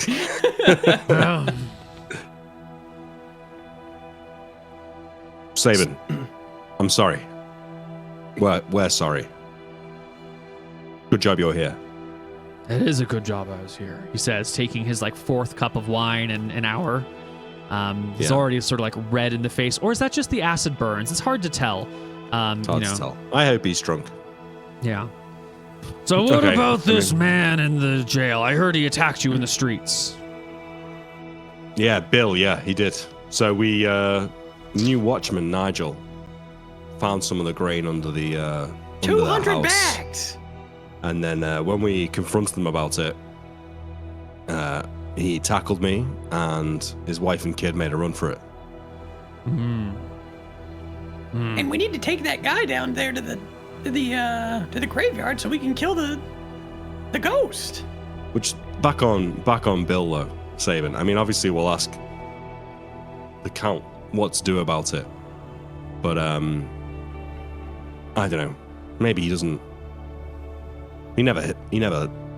I took a punch or something, but I was never really too hurt. Maybe he doesn't need to. Are you kidding? He attacked a lawman. There's only one outcome for that. Boil it. Fair enough. He nods. The thing is, we have to keep order in this town, and it's real easy for chaos to thrive in a place like this. There's already enough rumors of, ghosts and spiders and werewolves. People, they get scared, and when they get scared, they panic.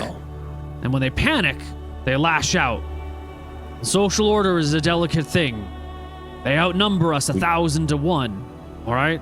If we don't keep social cohesion together, Well, this is all gonna be what's his face in Tassel's territory by next spring. You understand? We need to keep the peasants calm. Got it. They have to Man, I stay wish I in had line. a good teacher like you. Wise words, yeah. Mhm. We're picking some of this up as we go, Sabin. Yeah, There's a reason why Shacklebrook only pays us 1/3 of the normal wage. yeah. He calls for more wine, pushes the rest of his mutton away, says, "Take this to Wolfston. I know he's not invited to dinner, but he deserves to eat something good every now and then too." Yeah, Sybil will take the food off. Yeah. Mm-hmm. I eat the lamb. I make pleasantries with Lady Redshield. Mm-hmm. We will bring up the guy with the no eyes. Since we I are need him talking about tonight. the ghost. The guy with the no eyes also claims to speak with the ghost.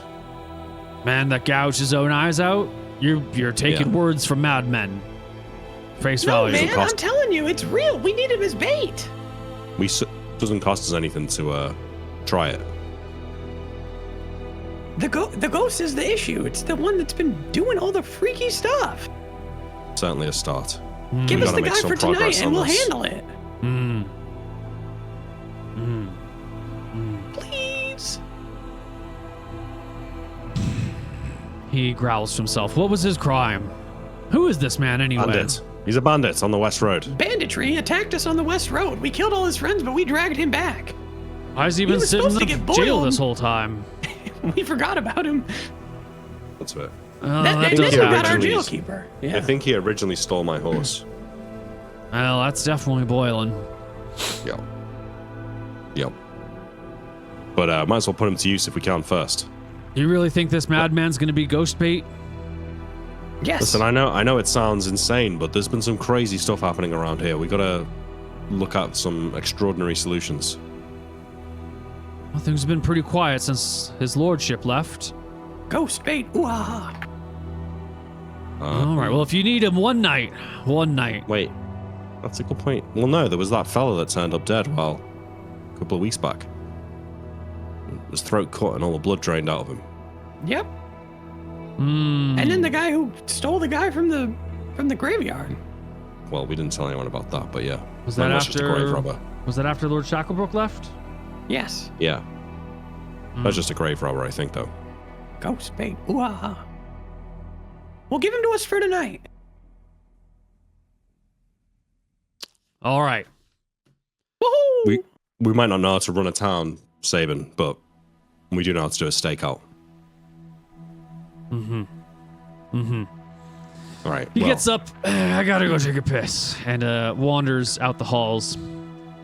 And as he excuses himself and walks away, Lady Redshield sort of looks after him until he's gone, and then looks to the two of you.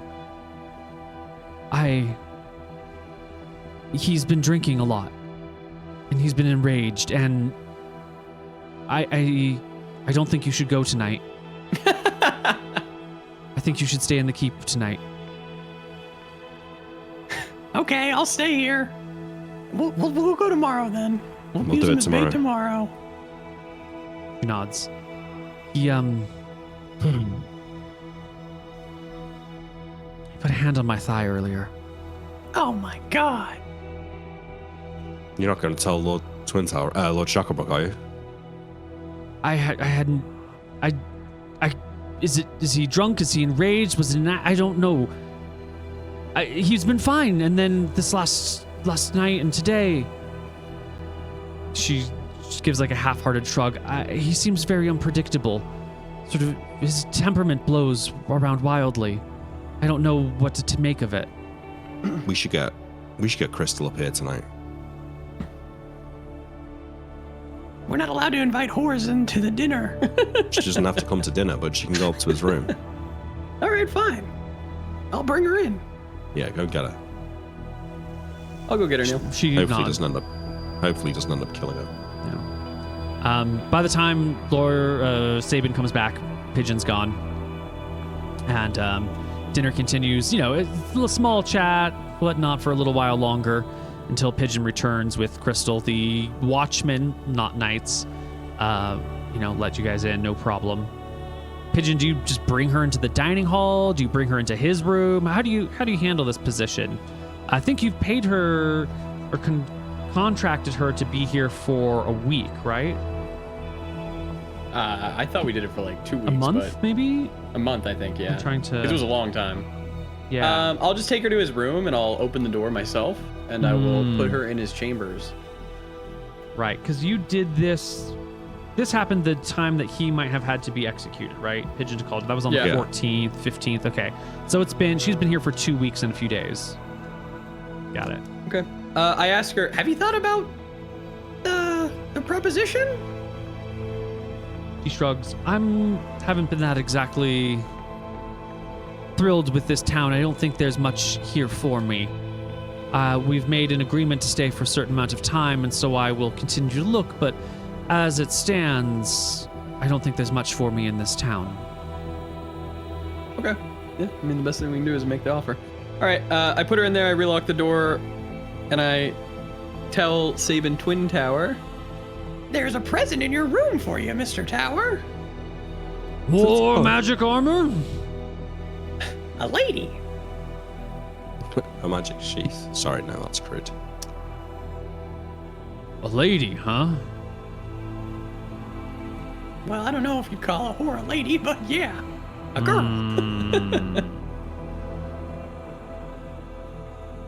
Are you trying to bribe me, Pigeon? I shake my head. He seems fairly intoxicated at this point. Yeah. Well, I can't help it if she's in my way of going to sleep. All right, I had to tell you because I was afraid if you'd open the door, you might kill her. He sort of, in a semi-blackout daze, gets up and stumbles up to his room. Since I've not been staying in the keep, Neil, is there an empty bedroom opposite Red Shields? Or nearby? Yes, there's a guest wing. Red Shield, do you think that we should go tonight, or do you think we should still stay around? She shrugs. I appreciate you staying this late. I guess this might... I would feel safer if you stayed. We'll stay. We'll stay. Is there an empty room near yours, Annabelle? Yes. She will direct you to the guest wing. I'll stay there. Where you guys can And stay. on the way up, Neil, I grab a bottle of liquor from a bar somewhere. Mm-hmm. Yep.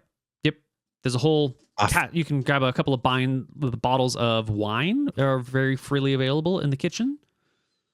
Or do you not drink wine? No, I grab a bottle of wine. Yeah, sure. Perfect. Yeah. I grab 2 glasses. Oh, for you and Pigeon? No. About half an hour after everyone goes to bed. Oh, no. I go knock on Annabelle's door. Oh, don't worry. She'll be up all night. No, actually, she's in the graveyard right now, so like she's not going to answer her door. Sure, yeah, that's true. You, Pigeon, where are you staying? Same room, different room? I'm not. If Pigeon's near, I'm not doing this because I'm not inviting him. He's not. I'm probably not. To handle I don't this. know. Wherever I would normally stay, Neil, it doesn't matter to me. Okay, yeah, there's a guest room in here for you. You can each have your own room. Why would you I'll have my room own together if you don't have to? Okay. You go to knock on Annabelle's door in the middle of the night. Yeah. Well, like half an hour after we go to bed, isn't Yeah, I mean, it's late by the time you guys go to bed. Yeah. Because dinner runs late. Everyone's trying to have a good time, and there's plenty of drinking, and everyone's kind of keeping an eye on Twin Towers as he's getting belligerent and then wandering off. Yeah. As she answers the door, She I hold the bottle up. does sort of answer the door, like cracks it open a little bit, sees you. Says, Fancy a nightcap? Hold on. She shuts the door.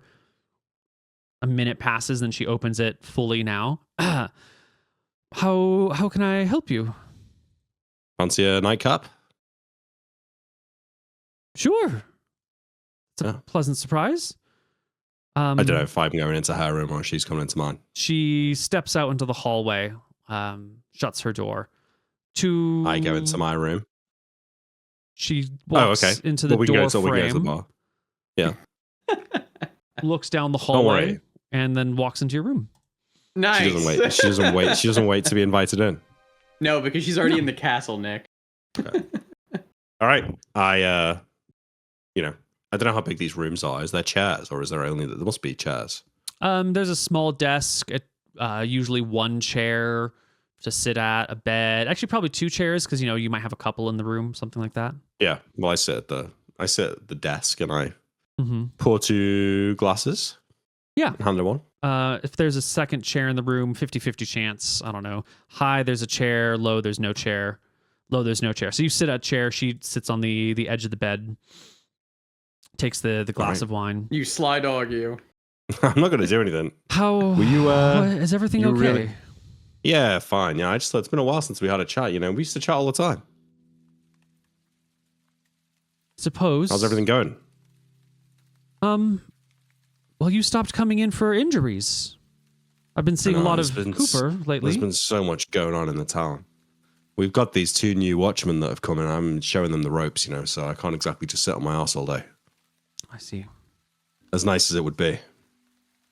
Well, things are good. I've been looking forward to the wedding, but this week has been a little complicated, I suppose. Feels chaotic. Yeah, sorry about that. Well, hopefully everyone will be back soon enough. And do you know when? Has he written to you? No, I've not heard from since he left. Hope it's gone well up there. But everything's okay between you and Lord Shacklebrook. Are you asking into his lordship's personal business? I'm just making sure that it's all running smoothly, Give me a charisma check. I don't mean anything by that, Annabelle. I just mean that you're both happy and getting on with each other. 31. I understand the difference between prying and 2 friends who have known each other for a few years chatting. Yes. Things are... That's right. Things are going very well. I know the rest of Cauldron can be in a bit of chaos, but the 2 of us together are almost like a fairy tale. It's pleasant. It's nice. The company is excellent. I miss him dearly. Did you harbor emotion for him before he proposed?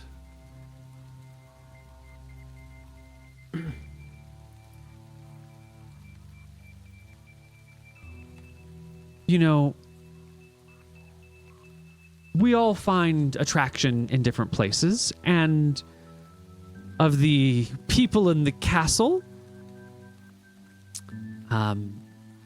Joyce Sunderland, Blanche Bell, Anne Campbell. I don't think so. Basil Sternwharf. No. Sabin, he's a bit brash. Lionel's very, fatalistic. I don't think I've even spoken too many words with Edwin. But Wilhelm has always been pleasant, and I don't think it's unusual for 2 people spending time together to develop a connection. So yes, I had... His lordship had caught my eye. It sounds like a silly story. Lady with no house, lord of the town, possibly count of an entire county. It's almost childish. Falling in love with the fancy noble man and him coming and rescuing you from a life of servitude and scrubbing blood off floors. I had a feeling this might happen. Fairy tales about it. I had a feeling this might happen. I'm glad it's worked out for you. I mean, not right for a lady of your standing to be working in a circus. Of my standing? You mean low? No family? Run out of town? No, I mean... On the run? Well... I have at least no you've got a standing name. At all. Vampire. At least you've got a name. I haven't even got that. Well... But, at least it's you good. have family. Yeah, I got pigeon, yeah, I suppose. The rest of my family died in a fire. That's awful. It is. I mean, not You all find of anything them. else about them? Most of them, but not all of them. My sister and the midwife that was watching us weren't there, and well, then when the problems came, Oh, you've got a sister. She shakes her head. When the monsters came, I managed to escape But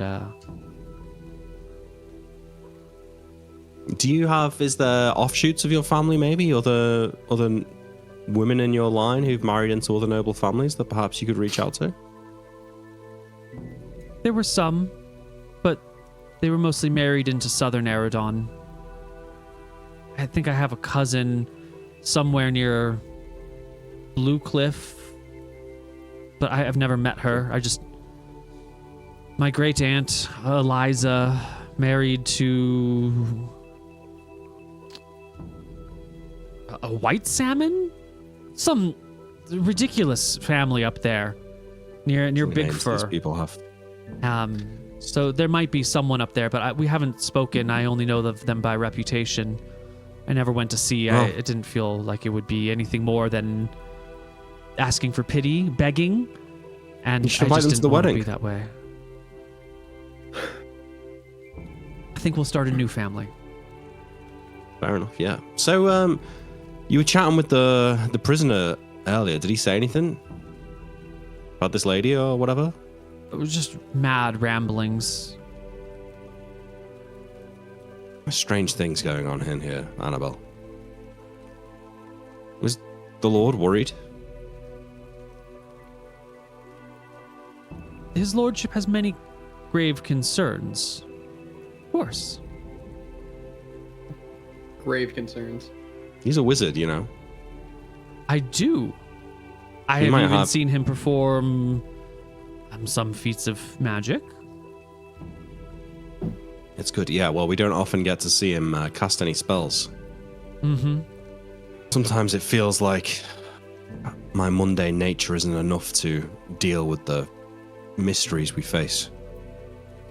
I pray for the assistance of the arcane or the divine to get to the bottom of this. It's a shame that gnome cleric that came through town left. Yeah, it is. But as I understood it, he made you uncomfortable. Yeah, well, I deal with death all the time. Or the dying at the very least. But there was something about that cleric that felt... there was an ease around him that I've not felt around anyone who deals with death. He felt so comfortable with it, so at home with it, so relaxed. It didn't sit right. I'm sure that's most clerics of Veracity. Perhaps. I've met many priests and priestesses of Veracity, but never a cleric. No, And same. even they have had a healthy fear and respect for the process. Maybe it was because he was a gnome.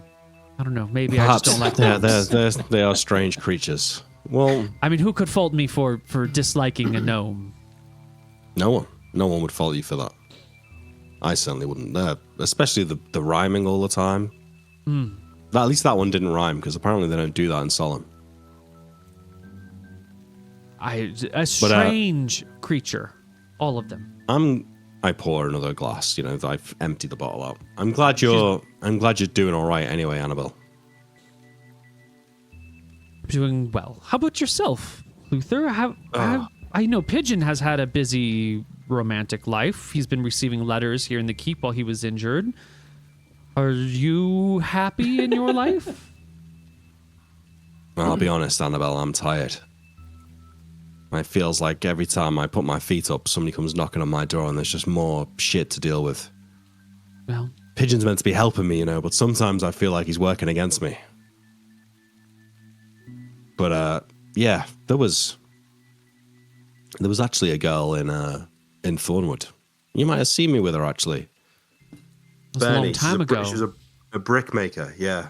Oh, Bernie the Brickmaker in Thornwood? Of course I know Bernie the Brickmaker. We were on a date. We'd gone out the night before, and we were on a date, and Pigeon just completely embarrassed her and me in front of everyone in a restaurant, and now she won't talk to me. That was awesome.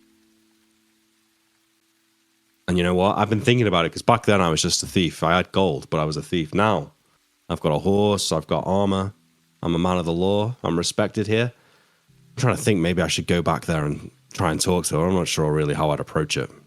Without coming across as pushy, you know? Why would Pigeon embarrass you in front of this woman? Why? Or embarrass this woman? Why? Because I don't know. He's jealous. He's one of these people, you know. He wants everything for himself. He doesn't like it if somebody else has got something. An envious man. He's had a hard life, Annabelle. You know, it wasn't easy for him growing up, and to be honest, he was probably too young when I got him involved in. I felt bad earlier when he mentioned inviting what was her name? Bristol. To the dinner. I forgot his. And your past. My sister. I didn't mean to insult your family. I spoke harshly.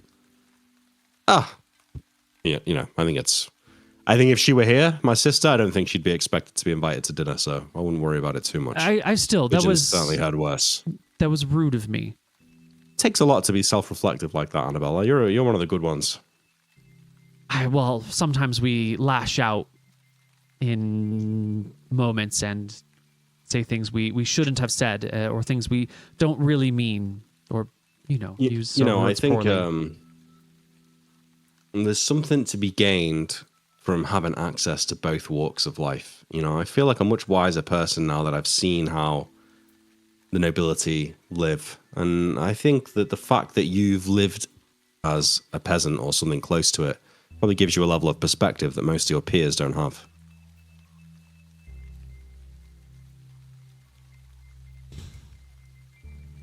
Anyway, I think we're out of wine, so I shall retire to my room. But just over the road, if you're kicking me out of your room.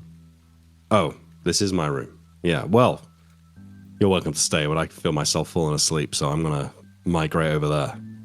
You're welcome to the chair. I go and lie on the bed. She gets up from the bed. I think we should keep things professional. I will leave. You give me a shout if you have any trouble from Sabin. I'm just over here. Are you going to stop him? Damn right. My hero. She leaves. She's flirting with you, man. I know. Look at me. I'm an iron will. Luther is not getting boiled. Okay, that I am not going out like that. You might get boiled. I am not getting boiled. I go to the dungeon, Neil. In the night? In the dark? Oh, yeah. Wait, you doing the thing, or are you just going to talk to him? Just gonna talk to him. I'm gonna go fuck with Bill. Oh, God. You go down into the dungeon. There's Harris. It's late. I mean, he's blind, so what does he know? But it's late. And there's Harris. He hears you coming and sort of stands up, turns to face you as you come down the stairs, listens and says, "Is that Coop?" That it is. I can tell it by the sound of the footfalls. Woohoo! What brings you down here on this evening, I suppose? I want to talk to Bill. I want to tell him how his wife died. Has she died? Oh, yeah, boiled up good. Bill, he calls. Your wife's dead. You can hear a sob. Yep, we're boiling his son in the morning. We're trying to space out the boilings. The man motions for you to walk past him towards the cells, and there's Bill grasping at the bars, tears streaming down his face. You didn't. Oh, Why? we did. Why? She didn't do anything wrong. Because you hit the sheriff. Please, Pigeon. I'll do anything you want. I'll be your little piggy boy. Anything you want, please, just. I'll be a little picky boy. Oh, are you scared, Bill? Please, just spare my son. All right.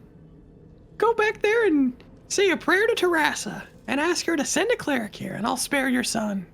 He drops to his knees, puts his head on the wall, and loudly starts improvising a prayer to Terasa. Dear Terasa, goddess of fear and terror, you know you're in my heart for now and for all time. I will do anything you ask. Please spare my son's life. I will worship you. I will come back as a revenant and haunt those who have wronged me. I'll do anything that it takes. Please, Terasa, please just spare my son's life. Whatever you want, whatever you need. I'll strike fear in the heart of your enemies. I'll soil myself. I'll shit myself in fear. What, please, Terasa. What makes you happy? What makes you happy? Ghosts, werewolves, spiders. Oh my! No, I want a cleric here. Please, Terasa, send a cleric. Send a cleric to this Thank you, Bill. to this town. Please, we live in fear of the great boiling and all that it brings, and we would be better off if more people feared Lord Shacklebrook and Cooper and all of their might and terror. It's without them and without your fear, we would all be lost. Fear is the only thing that keeps the mortal men in line. Fear is the only thing that keeps the peasants in line. Oh God, Terasa. Good job, Bill. Spare my son's life. Your wife Let and me son die. are alive. What? Or are they? And I'll leave. Leave. I leave. You guess I you've got to get your kicks somehow, haven't you? fist bump Harris and say, Good luck with that one, man. Yes. And I'll go back to bed. Okay. I sleep off the wine.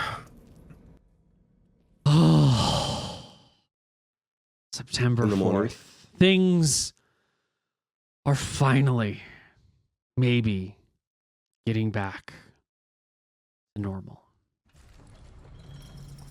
Until that is, you are woken by a knock on your door. Both of you, room side In the by keep. side in the keep. I open my door. Hello. It's Annabelle. What up? She looks at you and quietly shakes her head. And I come out of my room. I come out. What's What? going on? get your swords. All right, I got my shit. Yeah, I grab my greatsword. I She put waits my for you to chainmail put on. your armor on. Yeah, Yeah. I put my armor on. What's happened? He's not killed the girl, has he? She nods once. No way. Fuck. I don't know what's going on up there, but the servants came to tell me. What do we do? You can see past her, like in her room, which is open. There's two of the regular castle guard standing in her room looking super fucking nervous, like white as a sheet. But what do we do? We sweep this under the rug, or we take him to the jail?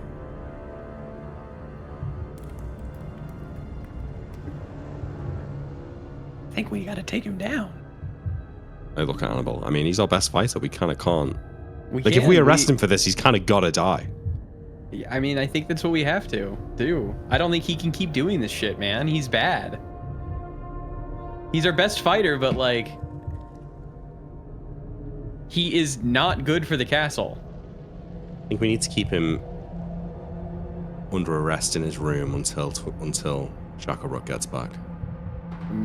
No, we need to keep him under arrest in the fucking jail cell until Shacklebrook gets back. One of the nameless guards that's with her, is these 10 men that are in the castle that we never talk about, comes out because he can overhear the conversation, and he says, "Sheriff and detective, whatever you think the right thing to do is, it's going to cost blood to do it. Which one of you is going to stand up to that man? I've seen him hack things to death. If you... The law's the law. The law's the law. The law is the law, and reality is reality. You gonna die for this? No. I'm not. And if he asks me to turn on you, I know that I would like to survive today. I'm sorry, what? This is the castle. We are here to defend the keep. He is the greatest knight in this castle. You're supposed to keep the lands out there intact. What happens in here is beyond your jurisdiction, sir. I looked to Annabelle. Is that true? Like, that doesn't feel true. I mean, the are a little fuzzy everywhere, but it is the castle, and you're the sheriff of the village, and he's a noble, and you're a fucking So what you're thief. saying, son, is that I should go back to the sheriff's office and let you deal with this then?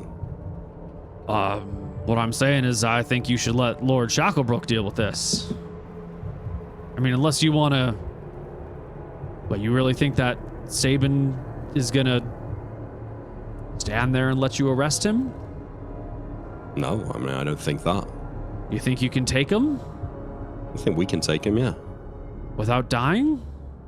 Yeah. Sure. I'm not stopping you.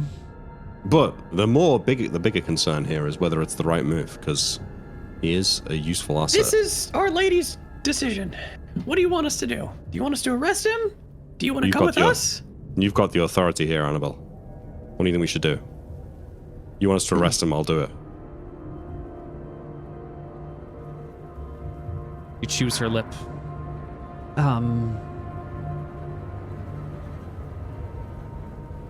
Why don't you just take a look? I haven't seen it. Okay. Maybe Yeah. maybe it wasn't so bad. I'll go up to the room with We both Luther. go. Yeah. Okay. And I said, wait, before we leave, I say to the guard, you might as well stay here. They nod. Yeah. You're not Actually, fucking they terrible. stay here, bring her into the room, and you can hear the room, like the door being locked behind them. They're staying in there. That with her. guard, by the way, is lucky to be alive. He's lucky he didn't get killed for fucking being crazy. Yeah, for saying it like, yeah, that's bullshit. Yeah, You probably that is should crazy. kill him. We I'll can't ask before we fight him go, with my Neil. greatsword Is he here. awake? Is he awake? Yeah. Okay, I'll knock on the door. Wait, before we knock on the door. Before he knocks on the door, I reach into like my bag, which I like throw on the ground, and I pull out the bottle of wine with the belladonna in it. We could give him this. You had a few bottles. The strongest We had one has 4, already we been used 3. Yeah. Okay, This is the the second last. strongest. This is the last one then. Yeah, we only had 2. Yeah, this is the last one. okay. Yeah, I've still got it. We could give it, although he's not. He's gonna know the gig's up when we open that door, isn't he? Right, fuck it. Can you? Is he definitely awake? Like, can you That's what listen it on the sounded door? like, You get to the hallway. You go upstairs to that hallway, and you can see that the door is open, and there's a bucket and a mop sitting in the hallway. And Sabin! you walk down the hall to his door. You can look in. He's standing in the corner of the room, his arms crossed, his head bowed, his sword's at his waist. There are Armor 2 on? servants in the room. Is he wearing his armor? He is not wearing his armor. There are 2 servants in the room who have bloody rags that are like mopping up the blood. And there is a servants out. Where's the body? there is a body here. The torso, head, the shoulders, torso, legs, and everything are pushed against the wall with a blanket pulled over them. But you can tell that the head has been removed because it's sitting on the middle of the torso, creating like a lump in the middle of the body. Sabin, what happened here? Servant's out. What the fuck is this? The ghost came back. The monster. Explain. It killed her while I slept. Ripped her head from her body. Can I come in and inspect it? This is over the road from Shacklebrook's nods. room, right? Yeah, This it's is the next right room. next to it. I'll go in. My swords and stuff not drawn, and I will inspect the body, Neil. Yeah, you pull off the tarp. It's definitely Crystal. Her head is right there, eyes wide open. I The look at body has bruising on it and like cut marks across it. But this doesn't look like sword marks. They don't look like sword marks. Okay, so this. They could be just a strong person. If you're grabbing someone, if you're trying to tear them apart in a drunken rage, you could rend flesh in that way and rip it. It looks more Could like you? rips rather than. If you're strong enough, you could rip flesh. Maybe So teeth in marks, theory, maybe nail Sabin could have marks. done this. Oh, I check his absolutely. nails. I look, can His I look? hands are very clean. He's recently washed his hands Wash clean. them. Yeah.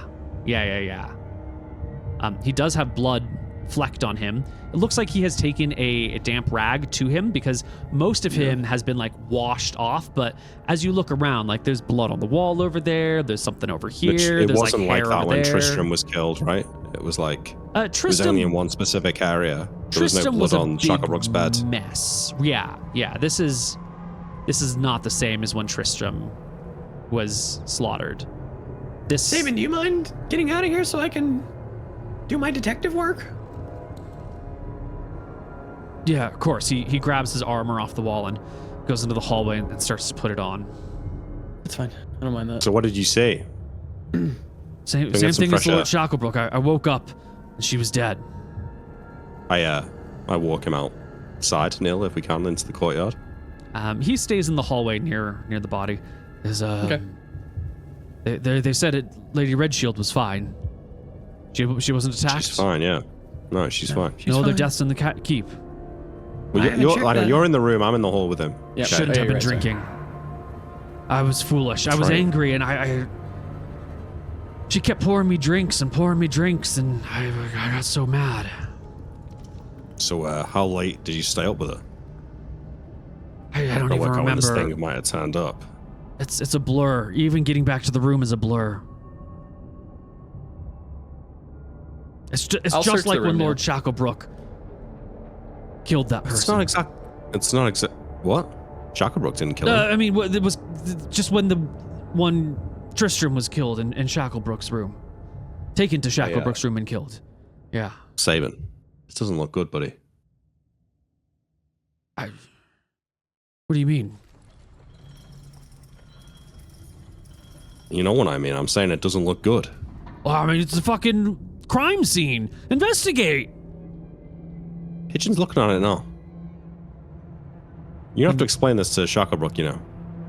You saying that I did this? I'm saying I don't know who did it. But you're cooperating. Are That you makes you look saying that innocent. I did this? I don't know who did it, Sabin.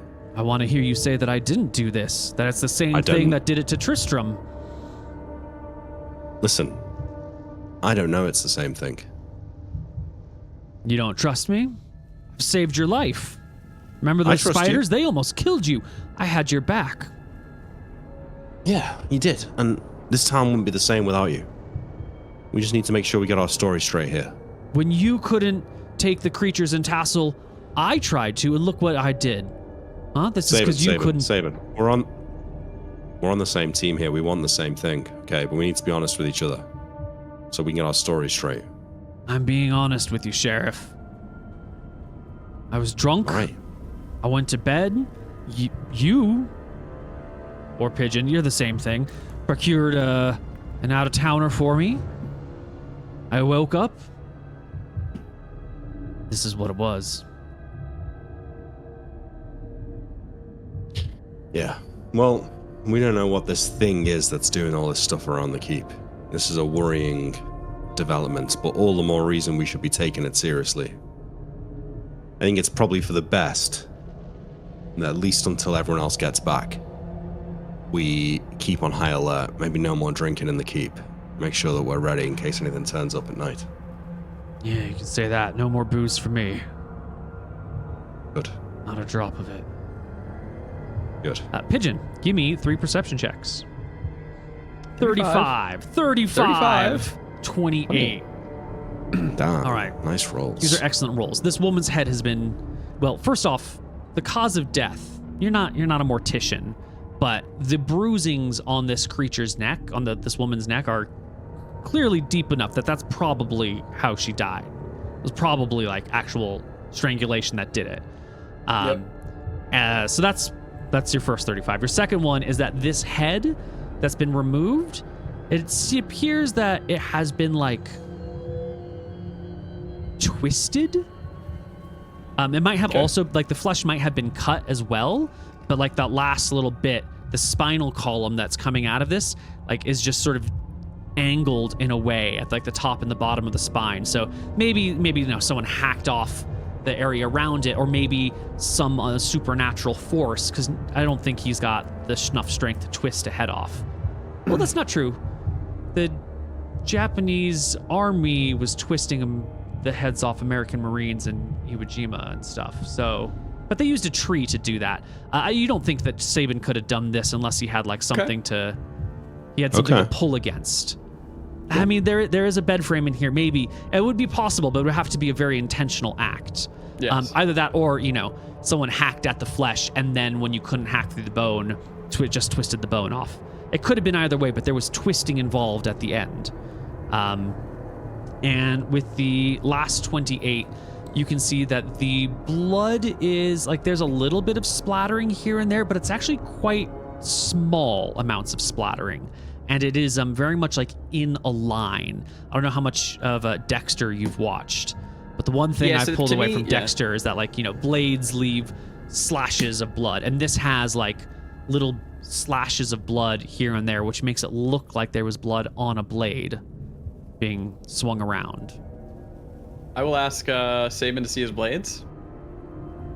Do you come back outside to the hallway? Yeah, I'll come out. Can I see your blades, Sabin? My swords? Yes. You can even do one at a time. Yeah. He pulls the blade on his left side out, and there's like blood along the edges of it, which he looks at in shock. I grab the sword and put it back in the sheath, and then look over my shoulder to make sure that there's no... The servants are, they took their things and left the hall. It's just the three of you right now. Could I have your blades? And can I take them into the room, my lord? Need to get this cleaned up. Why don't you guys throw your swords in there first? Sure, I put my swords in there. Yeah, all right. Okay. He relaxes and he'll hand you one of his swords. All right, I'm gonna take it in there and I'm gonna inspect it, Neil. Looks like the sword was used. And this sword, it does have 12-hour, 4-hour, old blood, but not that old blood on it. Yeah. Can I... Would an anatomy proficiency be able to tell me how old this blood is?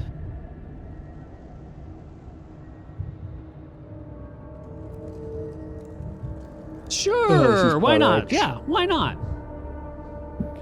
Could be useful. Let's take it to Red Shield. I asked for the second sword. He asked for his first sword back. He's not going to be unarmed. I need the first sword because it has blood on it. Can you just show me the second? He pulls out the second. It is bloodless. Okay, we can keep that one then. I didn't do it. I swear. Something came into my room. It's trying to frame me. Even if it was, I'm sure it was possession or something, right? No. It could have been. That's all I'm saying. I wouldn't have done this. I'm not a murderer like that. I know. No. I am going to need to take the sword in the sheath to get it checked at how old the blood is. Who does that? The doctor. Does she know about what's happened? Don't tell her. I won't tell her. She already knows, Sabin. I'm put all my weapons back on and I'm gonna scuttle quickly. The whole keep knows. Fuck. Whatever this is, it's trying to frame me. It's trying to make me look like a monster. I'm not. I swear. I don't even normally drink that much. Yeah, I know. It's been a weird time. I don't know what's happening. I think he did it.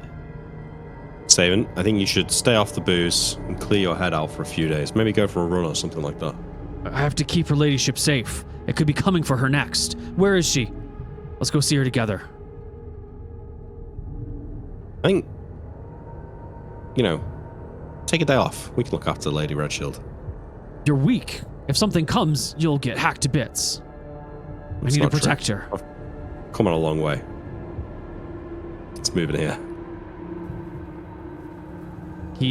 Sabin, listen. I put a hand on his shoulder and look him in the eye. You need to take a break, mate. Go and get outside of the keep, get some fresh air, do something for the day, and come back. I'll keep an eye on Redshield. Okay. I go with him sword. to the front of the gate, and I let the guards know that Sabin's going to go out to get some fresh air. Mm-hmm. He walks while we out. clean the room up and investigate. Lady Redshield can confirm this is fresh blood. Like from last night. Yeah. She doesn't even have to make a check. She just, yes, this is, yes. Neil, while this is going on, can I get into... I can't get into Shacklebrook's room, can I? I can get you in there. It's locked. It's locked. I'm going to go write a letter. I'm going to write a letter to Lord Shacklebrook explaining what's happened here. And then I'm going to get Pigeon to let me into his room at some point when I've got time. And I'm going to put it somewhere in his desk where he'll find it, but probably when he's alone and he's got time to read it. Okay. And I'm going to write, I'm going to say that it's from me, so he knows to come and speak to him if he wants to bring it up, or if he wants to pretend it never happened. Okay. He can pretend it never happened. The issue is that Twin Sabin is not the man that we need him to be. Yeah. And he is a bit of a wild card. Yeah. He'll end up getting question himself killed. Do we want to get rid of him here? Because we can.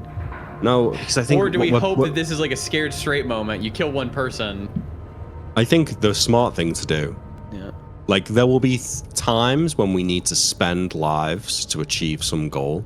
Yeah. I think we find a noble cause and we throw Twin Tower at it and maybe risk his life to do it.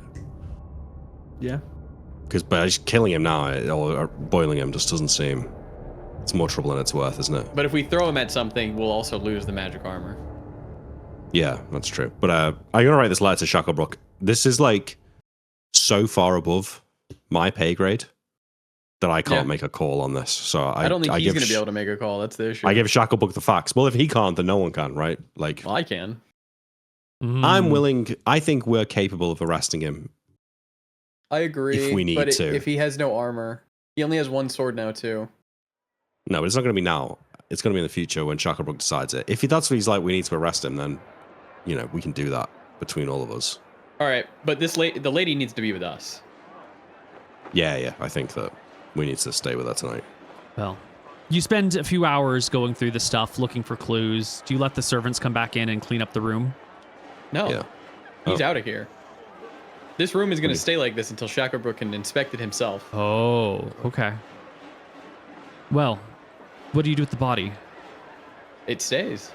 Everything stays. No, we can't keep it there. It'll rot. Shacklebrook, the issue is Shacklebrook is going to come back and he's not going to understand how grim it was, even through your letter, and his mind is going to make excuses. We can get rid of the body, but the blood needs to stay. The body's going to stink up the whole keep. Yeah, it's opposite his bedroom. He's not going to want that. Mm-hmm. We have to get rid of the body. Send the body down the river. Deal with that. No. Let's bury it and let's stake out the graveyard tonight. Okay, all right, I'm down for that. I think every night a body gets buried. You take the body to the grave, and by the time Gregory buries it, and we give him the night off, and we're going to do the same stake out. Well, by the time you start coming back from the graveyard, you can see that people have turned out in town. There is a procession. Lord Shacklebrook on horseback has arrived, and he's come home. And this is where we'll end our session for the day. I've dropped the letter off, right? Yeah. You have already dropped off the letter. Okay. But Lord Shacklebrook and company, all the other knights, have come home today. I breathe a huge sigh of relief as I see them. Crowds turn out. People are waving like whatever little bits of cloth they can at them. You see that Shacklebrook seems to be beloved in the town at this moment in time. People are, coming up towards him, so grateful that he has returned home. Good. Yes, that's what all of our misdeeds have been about, is just in making people appreciate Lord Shacklebrook. By God, do they appreciate that he's come home. Word of the murder has not come out to the town yet, but keeping that quiet is going to be impossible, Yeah. As former President Obama said in an interview recently, if there were extraterrestrials in the United States, some infantrymen would have taken a picture with them and sent it to his girlfriend, and that's how you know there's no aliens lying around. You just can't keep a good secret, It just can't happen. And that's it for our session today. All right. Thanks for watching. Praise Tarasa. Praise Tarasa.